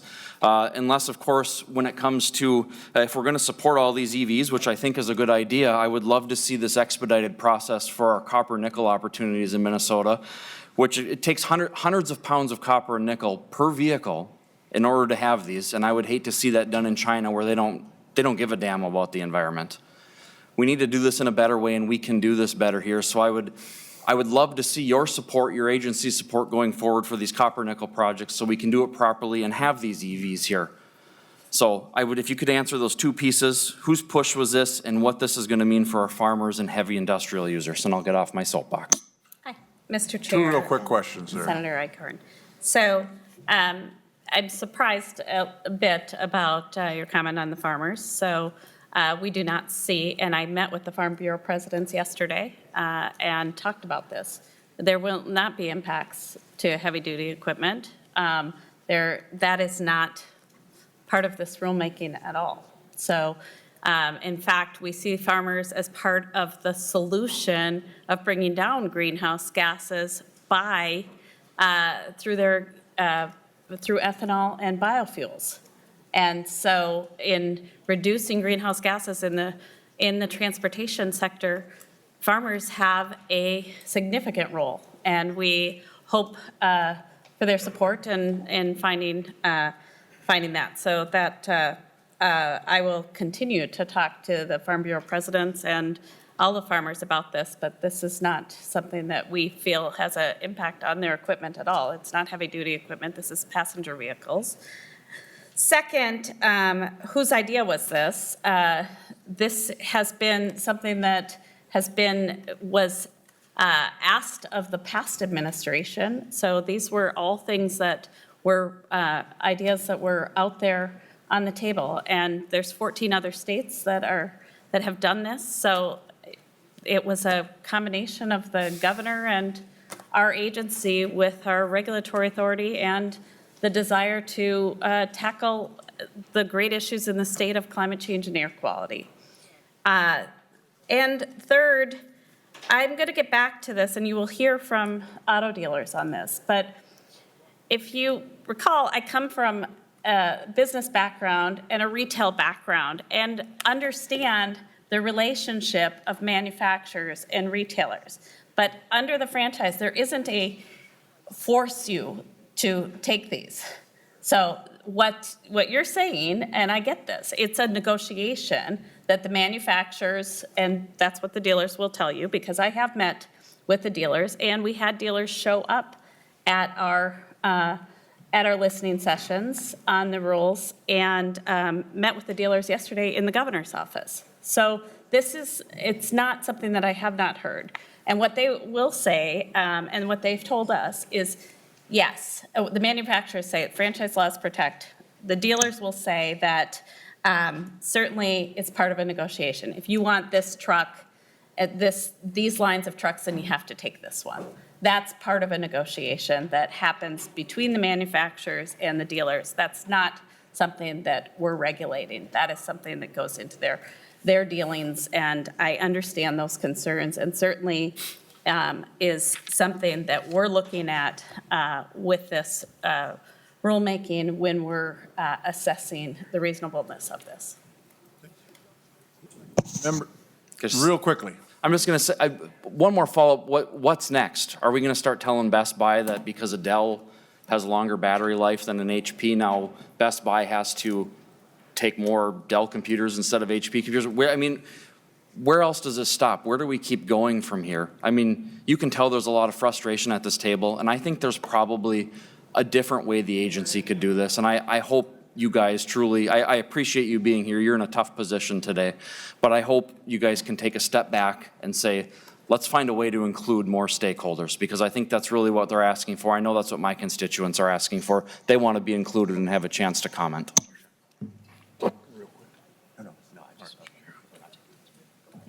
Okay, thank you. And thank you, Commissioner, for being in the hot seat. I don't think this is probably going to be the end, but I think it's pretty reasonable to understand that and realize that Greater Minnesota is certainly going to make it known what's going on. And I would say you're going to get a lot more input one way or the other. As far as the farming, I did talk to them myself, and you say they're not affected now, but I remember having to go through regulations through MPCA about dust coming out of the combine. They're concerned about that. They're concerned if they're not involved now that they will be later. So I think it's the old camel's nose under the tent thing. So, but that's only me. But again, thank you very much, and please stay in touch with members here and get Thank you, more Mr. acquainted with Chair, things. and thank you, members of the committee. Certainly, I'm always welcome the opportunity to talk about this, and would welcome the chance to come back. So, Very good. Thank you very much, Mr. Ghoulash, too. We're going to go try and get through this, members. Here, we got a fairly significant list. We're going to try and limit it to a couple of minutes. Just simply give us your support. We're going to call up Tim Gross and from the Minnesota Petroleum Marketers Association. And the Plug-in Connect person could also get up and be ready to go if they're still here. Just comments. Mr. Chair. Hey, yes. Senator. Thank you, Mr. Chair. I would like to ask you to please help me with this request. I have a constituent who has her two granddaughters who came from Duluth to be here, but they are The community members have been put last in the list, and she has to go back to Duluth to take her granddaughters back. Her name is Jean Buckley, and she has a short testimony that she would very much appreciate to share with you if you are able to give her the time so that she can get back to Duluth. Is she here now? I mean, She's here. okay, real quickly, that'd be wonderful. Thank you. Thank you, Mr. Chair. Thank you, Sure, members. Sure. It's always fun to see the little bodies come in too, isn't it? I hoped it was okay. Jean Buckley, 4524 45th Avenue, South Minneapolis, Minnesota. And do you want to say your name? Penelope What's your last name? Demmer. Really? Ada Demmer. They don't have school today, so I just wanted to brief, I know I just have a couple minutes, give you my last 24 hours. And I teach for the National Park Service, fourth graders, and we get them outside doing orienteering. So yesterday, bundled all up, we'd gone out to the schools beforehand to make sure they bundled up well. And we got there, certainly some kids don't show up with boots and hats and scarves, so REI donated some. And then we went off to do our orienteering. The school bus, there is a state law that says buses should not be idling by schools, and the school bus sat there and idled while we were out in our national park.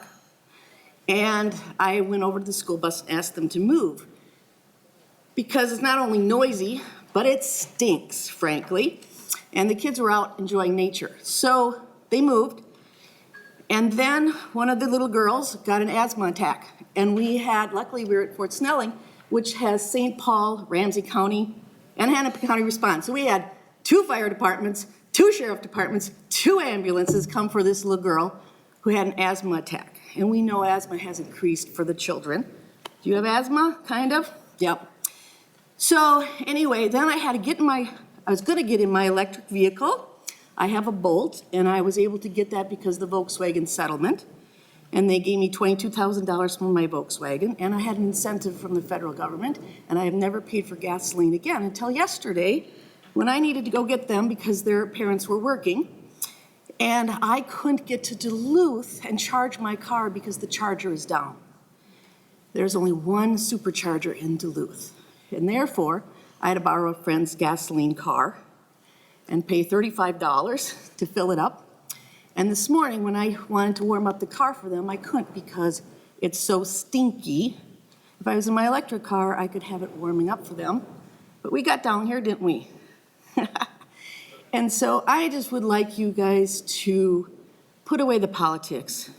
Think about these kids and get their air breathing cleaner so they can breathe and not get sick and have asthma. It is the right thing to do. I bought my car out of Wisconsin because the dealership, you're right, did not have a car that would have a long enough distance for me to get to my grandkids.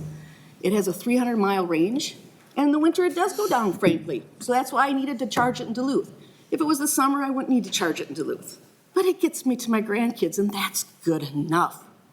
So please, consider figuring this out and how you guys can support electric vehicles. Nobody's going to buy them and stop buying the pickup trucks. Just those that want them need some kind of incentive, though. Yeah. And that really helped me with the Volkswagen. We certainly all love our grandkids, and we want them to breathe clean air. So Yep. thank you very You're much for welcome. being Thank here. you. Okay, Mr. Gross, is that right? Roast, yes. Real quickly, thank you. All right. Mr. Chairman, Madam Chairman, members of the committee, my name is Tim Gross, and I'm the Executive Director of the Minnesota Petroleum Marketers Association. Good afternoon. Our association is made up of 500 multi-generational family businesses and farm co-ops that provide the fuel needs for residential homes, businesses, and farms across all Minnesota. Our members are also the owner-operators of the majority of the 2,000 convenience stores found in our state. Our association and its members are the experts when it comes to providing the energy needs for Minnesota transportation system. Let me start by saying all Minnesotans want clean air. That includes MPMA members. We are all united in that cause. But our association wants to raise 5 areas of concern if Minnesota adopts the California's emission standards. And a few of those have been raised and talked about quite a bit. So, first, why is an important issue of adopting California's emission standards being done by rulemaking within the MPCA?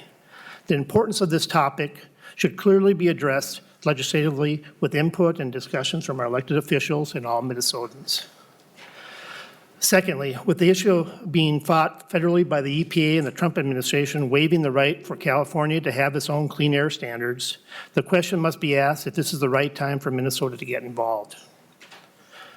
Also, our association believes studies are needed to review the net effect of all energy stakeholders in relation to the net effect to the environment if Minnesota adopts the California emission standards. We all know the high costs California residents pay for fuel. We fear the same high costs may be experienced in Minnesota, most of the burden shouldered by our rural Minnesotans. In addition, the clean car policy, with its electrification of the transportation sector, only provides for one solution for a reduction of air pollutants and carbon emissions. Our members are the liquid fuel suppliers for the state. We are proud to provide renewable, clean-burning biofuel in all parts of Minnesota.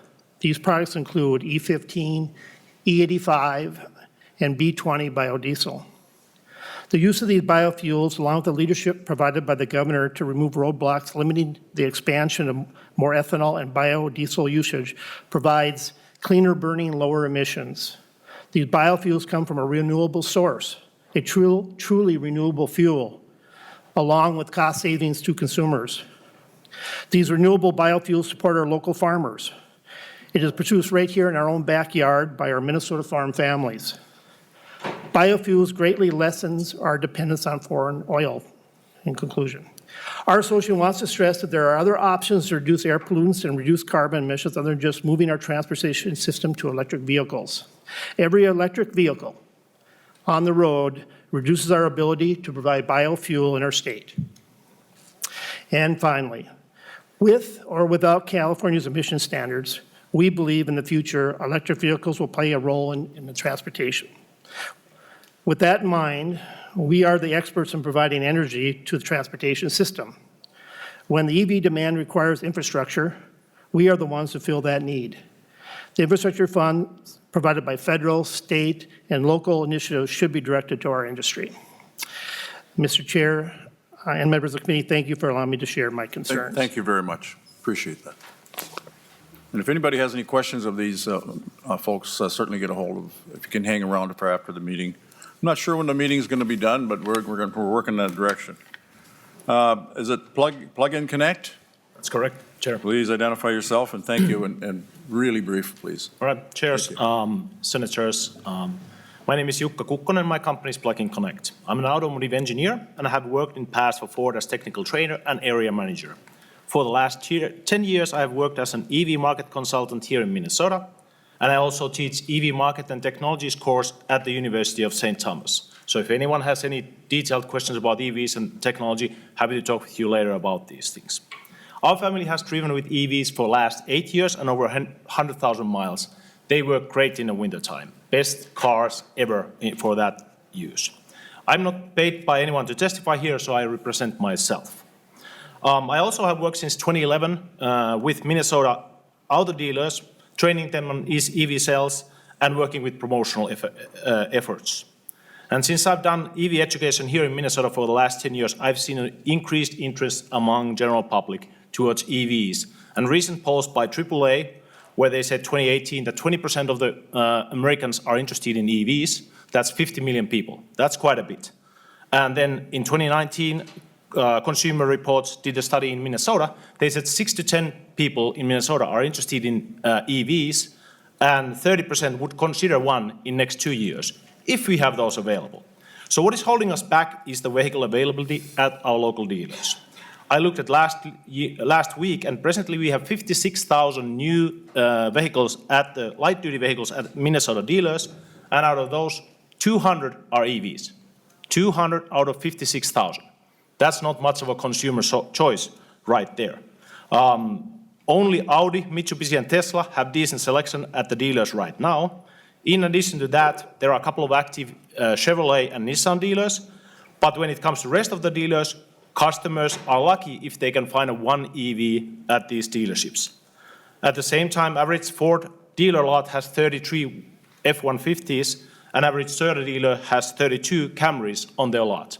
So there's a pretty big difference there when it comes to consumer choice. The reason that dealers don't have any of these available are that manufacturers are treating Minnesota as a flyover country and not providing the vehicles, training, and marketing support to Minnesota dealers to be successful in selling EVs. Sir, we'll have to wrap it up if you can. Yes, I'll just say one thing. So the traditional dealer in Minnesota sells 20 to 50 EVs in right now. Tesla, as a comparison, has one store in Minnesota. They sold 2,000 cars last year. 2,000 in a single store. And over 80% of those are Model 3s that are small sedans. This year, they will have a second store, and they'll come out with the Model Y that is crossover that will sell well in Minnesota for sure, and that will increase the sales. So compare that, and there's a ton of interest right now on EVs. We just need the vehicles at the dealerships. And I said, I'm happy to talk about any of the other things if any one of you is interested. Thank you for the testimony and making yourself available. Thank you. We'd like to hear from Fresh Energy, and the Sierra Club could come up as well. Mr. Chair. Yeah. Senator. While the testifier comes up, I just mentioned I'm the one having this article handed out, which supports the points that the testifier just made about the demand and the lack of availability. And if you look at what Hyundai is saying about this particular model, it says quite clearly, if you flip the page over, given the current demand for the Kona in California and other ZEV states, we aren't able to support volume sales in all non-ZEV states at this time. So, thank you. To the point that folks say that that argument is not genuine, it is quite genuine and a real issue, and certainly an issue for a lot of folks I know. Thank you, Senator Dibble. Hi, welcome to the committee. Please identify yourself. Hi, thank you, Mr. Chairman and committee members. My name is Anjali Bains, and I will be testifying today on behalf of Fresh Energy. Fresh Energy is a nonpartisan, nonprofit organization with over 25 years of experience developing practical, clean energy policy that benefits all Minnesotans. Fresh Energy supports Clean Cars Minnesota because it means direct benefits for consumers, our health, and our climate. And as the written testimony submitted for this hearing shows, it has a wide array of public support. Clean Cars Minnesota will help us meet the rising demand for electric vehicles while increasing consumer choice. A survey last year by Consumer Reports found that 6 out of 10 Minnesotans are interested in electric vehicles, with 30% considering purchasing or leasing one in the next 2 years. But as you've heard, and as any electric vehicle owner will tell you, finding one here is difficult. And despite the interest, automakers have not and will not bring more here without a push. Clean Cars Minnesota is that push. Clean Cars Minnesota will also bring cleaner air to all Minnesotans, especially those living near major highways who are most exposed to transportation-related pollution. Electric vehicles have little to none of the harmful tailpipe emissions of non-electric cars, such as fine particulate matter and ground-level ozone, which contribute to increased rates of asthma, hospital visits, and deaths. Finally, Clean Cars Minnesota keeps Minnesota on a path to reduce carbon emissions by almost 11 million tons by 2030. While much more is needed to meet our carbon reduction goals set by the bipartisan Next Generation Energy Act, Clean Cars is a critical first step. These are just a few of the good things Clean Cars Minnesota will do. It is also important to highlight, as Commissioner Bishop did, what it will not do. Clean Cars Minnesota will not stop customers from buying the same crossovers, pickups, and SUVs they always have. But adopting it means those same customers would have even more choices, like the electric version of the Ford F-150 slated to debut in 2021. Clean Cars Minnesota will also not increase the cost of non-electric cars, nor will it increase electricity costs. In fact, with the right utility program, adoption of electric vehicles could mean significant savings for all ratepayers. Finally, Clean Cars Minnesota does not mean all cars must be electric.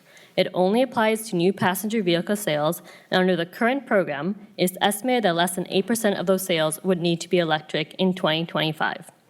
So while there are many benefits to Clean Car Minnesota, it is only one piece of the puzzle.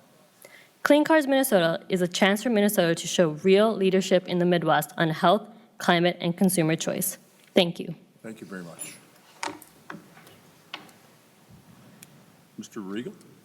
Yes, Mr. Chairman and members of the committee, thank you very much. First, I wanted to thank the commissioner for coming in and inviting us here. My name is Jeff Regal, here volunteering as a member of the Sierra Club North Star chapter. I reside in Stillwater, work in Edina, Roseville, and Woodbury. In no particular order, I'm a small business owner, a registered professional engineer, a veteran, a father, a licensed financial advisor, a man of faith, and a zealot for electric vehicles. I support the uptake of electric vehicles through the Clean Cars Minnesota because as a small business owner, I want to see our economy grow in a sustainable and long-term manner. As a veteran, I want to stop sending Minnesota dollars to places that want to hurt my fellow brothers and sisters that are in harm's way. As an engineer, I want to raise the bar and have the leadership of this state to raise the bar to spur innovation and growth. As a father, I want to leave the world a better place for my daughter and granddaughter. And as an advisor, I want to make sure we have a lifelong economic growth with greater efficiency in our dollars. As a man of God, I'm charged with caring for creation, and what the continued poisoning of our air, the clean air gift we've been given, goes against that calling. I'm a zealot for electric vehicles. I've been driving electric for 100,000 miles, 10 winters here in Minnesota, and if I'm going to be back there with you, if you want to ask me any question you can afterwards, I'm happy to have that conversation. I believe that Minnesota should adopt this standard because I want Minnesota to be the leader economically, health for our citizens, and in technology. We all do better when we all do better. Thank you. Thank you for your testimony and your service. Josh Fisher, Director, State Affairs Alliance for Automotive Innovation, and Amber Backus, if you come forward. And again, real brief if you can, please. My best, Mr. Chairman, Madam Chair, members of the committee. Again, I'm Josh Fisher with the Alliance for Automotive Innovation. The Alliance for Automotive Innovation, or Auto Innovators for short, represents the auto manufacturers producing nearly 99% of cars and light trucks sold in the U.S. today. And we appreciate the opportunity to comment on Minnesota's consideration of California's light-duty vehicle regulations. I won't rehash some of the uncertainty you heard about the litigation during previous testimony, but it's an important point when you talk about the uncertainty around this program, is that right now the California program ends in 2025. But we fully expect California to adopt post-2025 regulations, and to do that sometime next year. So you heard about the current sales requirement being 8%. We don't know what California is going to do after 2025. They could go to 30% ZEV sales. They could go to 50%. California has a stated goal of reaching 100% ZEV sales over the next 20 or so years. So that goes to the uncertainty around the program, and you heard Commissioner Bishop talk about proportional credits. And that's why we believe it's so important that if Minnesota does proceed with the mandate, we strongly encourage the PCA to adopt a proportional credit bank system. No other state has adopted the mandate without a proportional credit bank system. This provides consistency for our members and a path for automakers as they increase product availability in the state, and the state pursues efforts to increase EV sales. So without this proportional credit bank system, Minnesota will forever be out of sync with California and the other ZEV states. Now, while we don't believe the state of Minnesota needs a mandate, we are committed to working with the state to increase EV sales. And some of the ways to do that, you heard about incentivizing consumers. The states with the best EV markets have the best consumer incentives, the best rebates on vehicle purchases, the best incentives for vehicle charging infrastructure. For example, the state of California has about 22,000 charging stations. Minnesota has about 700. So you need to build out that infrastructure. People are not going to buy a product that they can't fuel. And again, the mandate is not a purchase requirement. It doesn't force a consumer to buy a vehicle, but it does force the manufacturer to provide that vehicle for sale in the state. So you won't improve your sales just by adopting the mandate. You need the incentives with or without the mandate, and that's the way to really create a robust electric vehicle market. And we're committed, again, to working with the state, the governor, the PCA, the legislature on those types of policies to make Minnesota a leader on EV sales. And I'll stop right there. Thank you. Thank you very much. Ms. Backus. Great. Thank you, Mr. Chair and members. My name is Amber Backus, and I'm here on behalf of the 373 franchise new car and truck dealers that are members of the Minnesota Automobile Dealers Association. And we, too, as an association, share in the goal of improving our environment and making sure that Minnesota continues to have some of the cleanest air in the country. But we are adamantly opposed to allowing California, the state with the worst air quality in the country, to have unilateral control over Minnesota's emission standards, especially since the California Air Resources Board has readily admitted that even with all the existing measures in place, California will not be able to meet future ozone standards. And as my colleague here alluded to, we only know the rules through model year 2025. We're not going to know what they look like after them. So we are committing as a state, if this rulemaking goes forward, to being part of a regulatory scheme that we don't know what it looks like in the out years and is expected to be more drastic and potentially more devastating to Minnesota businesses. At the recent Minnesota Chamber meeting, Governor Walz said Minnesota rules need to make economic sense and not create a financial burden. In the eyes of Minnesota's dealers, this rule does neither. As you heard, the MPCA is estimating that at a minimum, due to the low-emission vehicle standard, the cost of all new vehicles could increase by as much as $800. Some folks have said, well, if all Minnesotans have to pay that and we'll face that, what's the big deal? And has also been discussed, we're not only selling to Minnesotans our dealers are not only selling to Minnesota consumers. I hope you received a handout on your packets which shows that we are selling to many consumers in surrounding states. Average out-of-state vehicle sales are typically 5%, but in Minnesota, we're almost 10%. And you can see here that especially border dealerships are selling as much as 20, 25, 40, 50% of their sales to customers in surrounding states. And we're incredibly worried that this price increase would completely drive away that business altogether.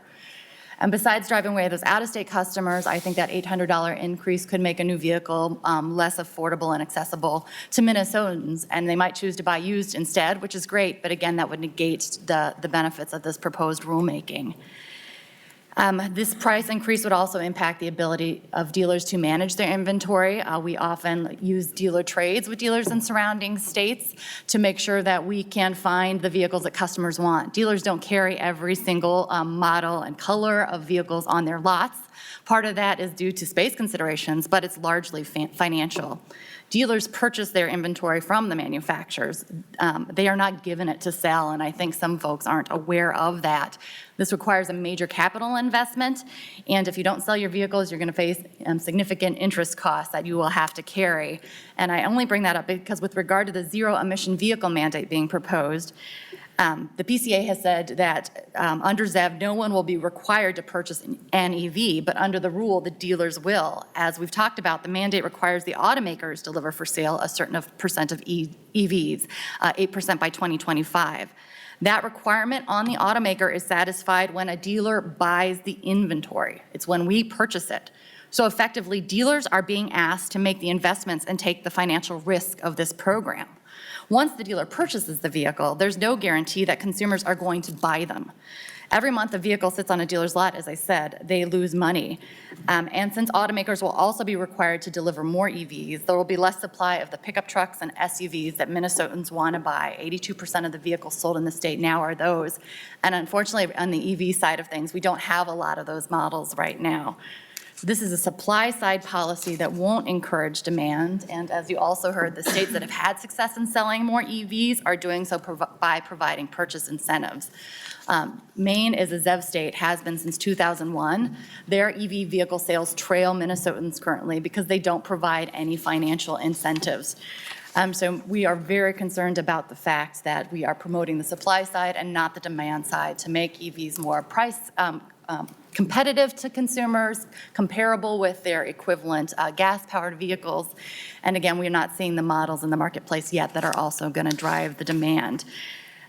Commissioner Bishop referred to this as part of an all-of-the-above strategy, but without that incentive piece, we believe it firmly is not. Even the agency in a report from 2019, the Accelerating Electric Vehicle Adoption, a Vision for Minnesota report, said that vehicle incentives are the most important factor in EV adoption, and that is sorely lacking and is not part of any of this proposal that's moving forward. So again, we would be on board with an incentive approach, but we think that this mandate will increase costs, provide less supply of the current vehicle mix to Minnesotans, and the dealers will be bearing the financial burden of this rulemaking. So thank you for your time. Thank you very much. Next, we have MPCA staff attorney, Mr. Mulholland, and Sarah Wolf would come forward as well from the Environmental Partnership.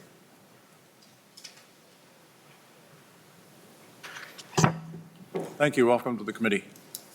Sure. Thank you, Chair Ruud and Chair Ingebrigtsen, members of the committees who are remaining. My name is Evan Mulholland. I'm a staff attorney at the Minnesota Center for Environmental Advocacy. MCEA, as you probably know, is a public interest environmental law and science organization that's been in existence since 1974. I've got copies of this. I'm not going to read it all in terms of time. Yeah, we can make but I'll copies. hand out some copies. The upshot is MCEA supports the state's adoption of these clean car standards. In our view, legally, the authority of the PCA to adopt these clean car standards is clear. And we also think that Minnesota has an obligation to reduce pollution from our state's transportation sector. And by doing this, by PCA adopting these standards, we're taking a necessary and simple step to protect the environment and human health and move closer to our emissions goals. Thank you. Thank you very much. Thank you for being brief, and if you Sure, can get can that I hand to us, these out? that'd be perfect. Thank you. Welcome to the committee. Please identify yourself.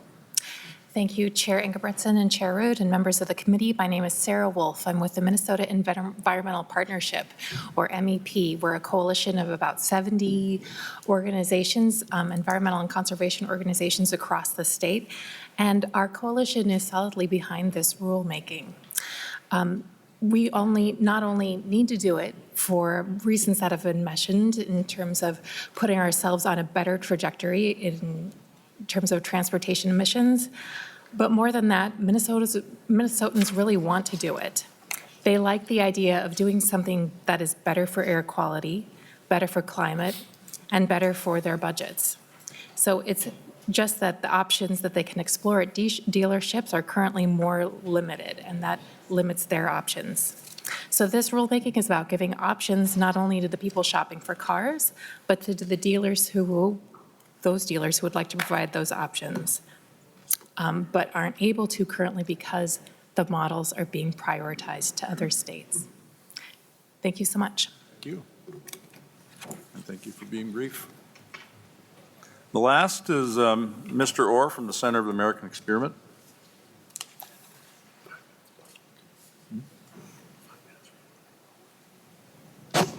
Hi, and thank you for allowing me to testify. My name is Isaac Orr, and I'm a policy fellow specializing in energy and environmental policy at Center of the American Experiment. The proposed rules were the cover story of our winter 2020 edition of Thinking Minnesota, the Senator's quarterly magazine. It's entitled A Cold California, and I'm also the author of the Center's 27-page comments to the Minnesota Pollution Control Agency detailing why we feel these regulations would impose large costs on Minnesota families and businesses for zero measurable environmental benefits. We've talked a lot about the $800 that PCA has estimated this rule will cost. The Colorado Auto Dealers Association said it would cost anywhere between $1,200 and $2,800 for total vehicle lifetime cost. So I think that it's important to realize that that $800 is probably a floor and not a ceiling.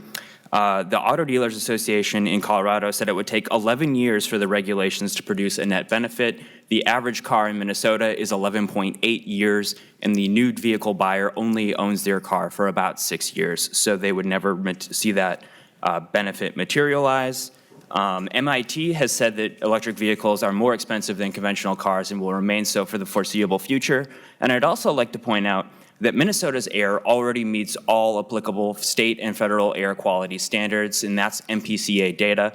So this idea that this is going to prevent any sort of pollution, I really enjoyed the Senator's comments about, is this air modeling or is this actual death certificates? Because I think that we are on the right track when it comes to that. And also, cars and trucks only make up 24% of small particulate matter in the state of Minnesota. Backyard fires, dry cleaners, and home heating come up with 35%. So are we really having a big problem here, or is this a solution in search of a problem? And lastly, this will have no impact on climate change.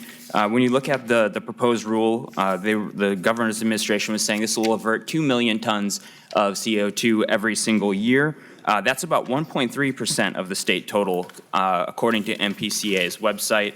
And if you want to look at what that would do for global temperature, and I think that's important, and MPCA should have to give an estimate for how much global warming this would avert, because they did say that this will make sure that there will still be ice on the lake in January. If you use the same method that the Obama administration used for the Clean Power Plan, which was considered to be their signature climate change initiative, they said that that would avert 730 million metric tons of CO2 annually and avert 0.019 degrees Celsius by 2100, which is an amount too small to be measured. So if you take the fact that this would avert only 2.2 million tons, which is about 0.27% of the tons averted by the Clean Power Plan, you're looking at a temperature reduction of 0.0000052 degrees by 2100, and you're not going to be able to measure that. So with that, I'm happy to talk with any of you guys about our magazine or our comments in after this hearing. So thank you very much. And members, right now, I know, thank you to those that have bared with us. We got about a 5-minute, I'm going to allow 5 minutes for public comment if there is anybody. If not, I know we've all been on our backside for some time. Go ahead. Mr. Chair, and just a reminder to Senate Environment and Natural Resources Policy Committee, we will gavel in at 1 o'clock. And we have a short agenda, so please be prompt and we'll gavel in and get you in and out. Thank you. That's plenty of time for lunch. Hello. Yeah. Senator Thomas-Lemmy. Thank you, Mr. Chairman. So without taking sides here, I just want to point out that, and some of the people have pointed this out earlier, but a car battery, 65% of the material in a car battery is nickel. A Tesla has 340 pounds of nickel per car, and a bus has 1,250 pounds of nickel per battery. And the other thing that's really, really huge in lithium-ion batteries is cobalt. And cobalt, most of it comes from the Congo, mined by 40,000 child laborers.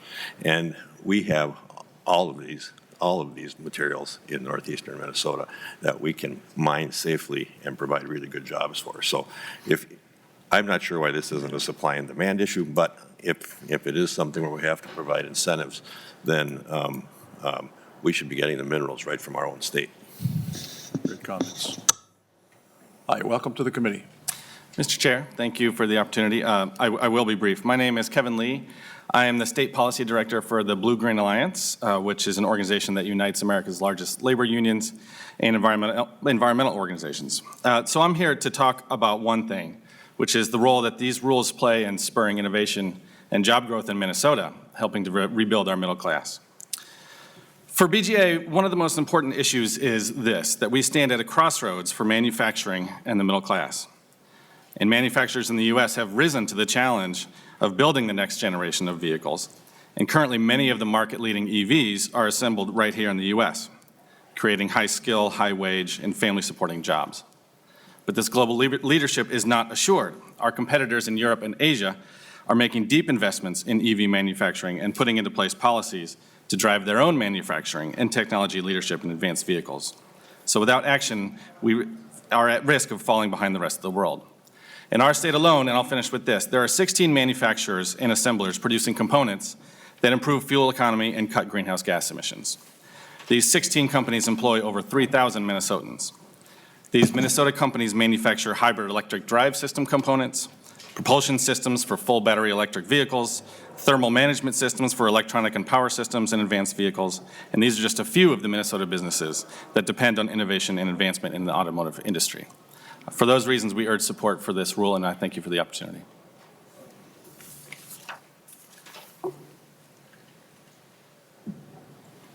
Commissioner, sorry. Wow. It's just past noon. Can I just have? Governor, go ahead. Wow, you don't need to fuel my fragile self-esteem. I gotta get these put back on. I just want to take a quick moment. I'd be amiss if I didn't thank the commissioner and the administration for bringing this to our attention. Both sides of the aisle, it's very, there's a lot going on in this issue, but the good news is we're going to hopefully, as somebody had said, leave the world a little bit better than we found it, and we'll get this right. We always do, and it's just going to take time and a lot of energy and effort by a lot of people working pretty hard on this, so thank you. Thank you for your comments. And one last testifier.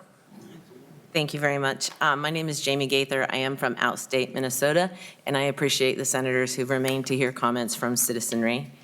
70 years ago, Minnesotans were begging for rural electrification to bring outstate into alignment with what was happening around in the more populous areas of the state. For 50 years, I have watched as agencies, governments, people, corporations, everyone has pretended to kick this climate change can down the road. And I hear the numbers from people, but look around you. Australia was burning. Our children are begging us to save the planet. They're talking about not having kids. For those of you who already have grandkids, that's great. I don't yet. I'd like to. I really would like to. And we can do this. 5 years ago, I moved from the suburbs of Indianapolis to the woods of Elida, Minnesota. And I moved here because this is a progressive state, and I see what you've done for your citizens. And I was proud of that work. I told people I moved 40 years into the future when I moved to Minnesota. I'm really wondering if that's true anymore. Because right now, EV manufacturers are talking about completely converting their fleets to EV. No more gas cars. By the time we implement this, you guys are going to be behind the curve. It just seems to me like we need to take actions right now as fast as we can for the sake of our children. And we can. Because of rural broadband initiatives, I have faster internet in the woods of Minnesota than I had in the suburbs of Indianapolis. So Minnesota can do this. I've seen what you guys have been able to do. And for the sake of our kids, please, please, the fossil fuel industry is dying. Global divestment around the world is saying that we cannot afford greenhouse gas emissions. They are literally killing us. When we found out asbestos was killing us, we stopped using it. We need to move from fossil fuels to renewables, and that means electrification. And we need jobs up there. I agree with you. And we need to bring the new economy of energy to outstate Minnesota, not just here in the cities. I see some of the things that are happening. We're getting left behind again, and I don't want to see it. I want to see us save this planet for our kids. I want to be able to breathe clean air and have clean water to drink. No Line 3, go EV. Thank you. Thank you for your passionate testimony, members. That's going to complete the what I thought a very robust meeting we had here, and I appreciate all the input and thank you all for coming, but we'll stand adjourned.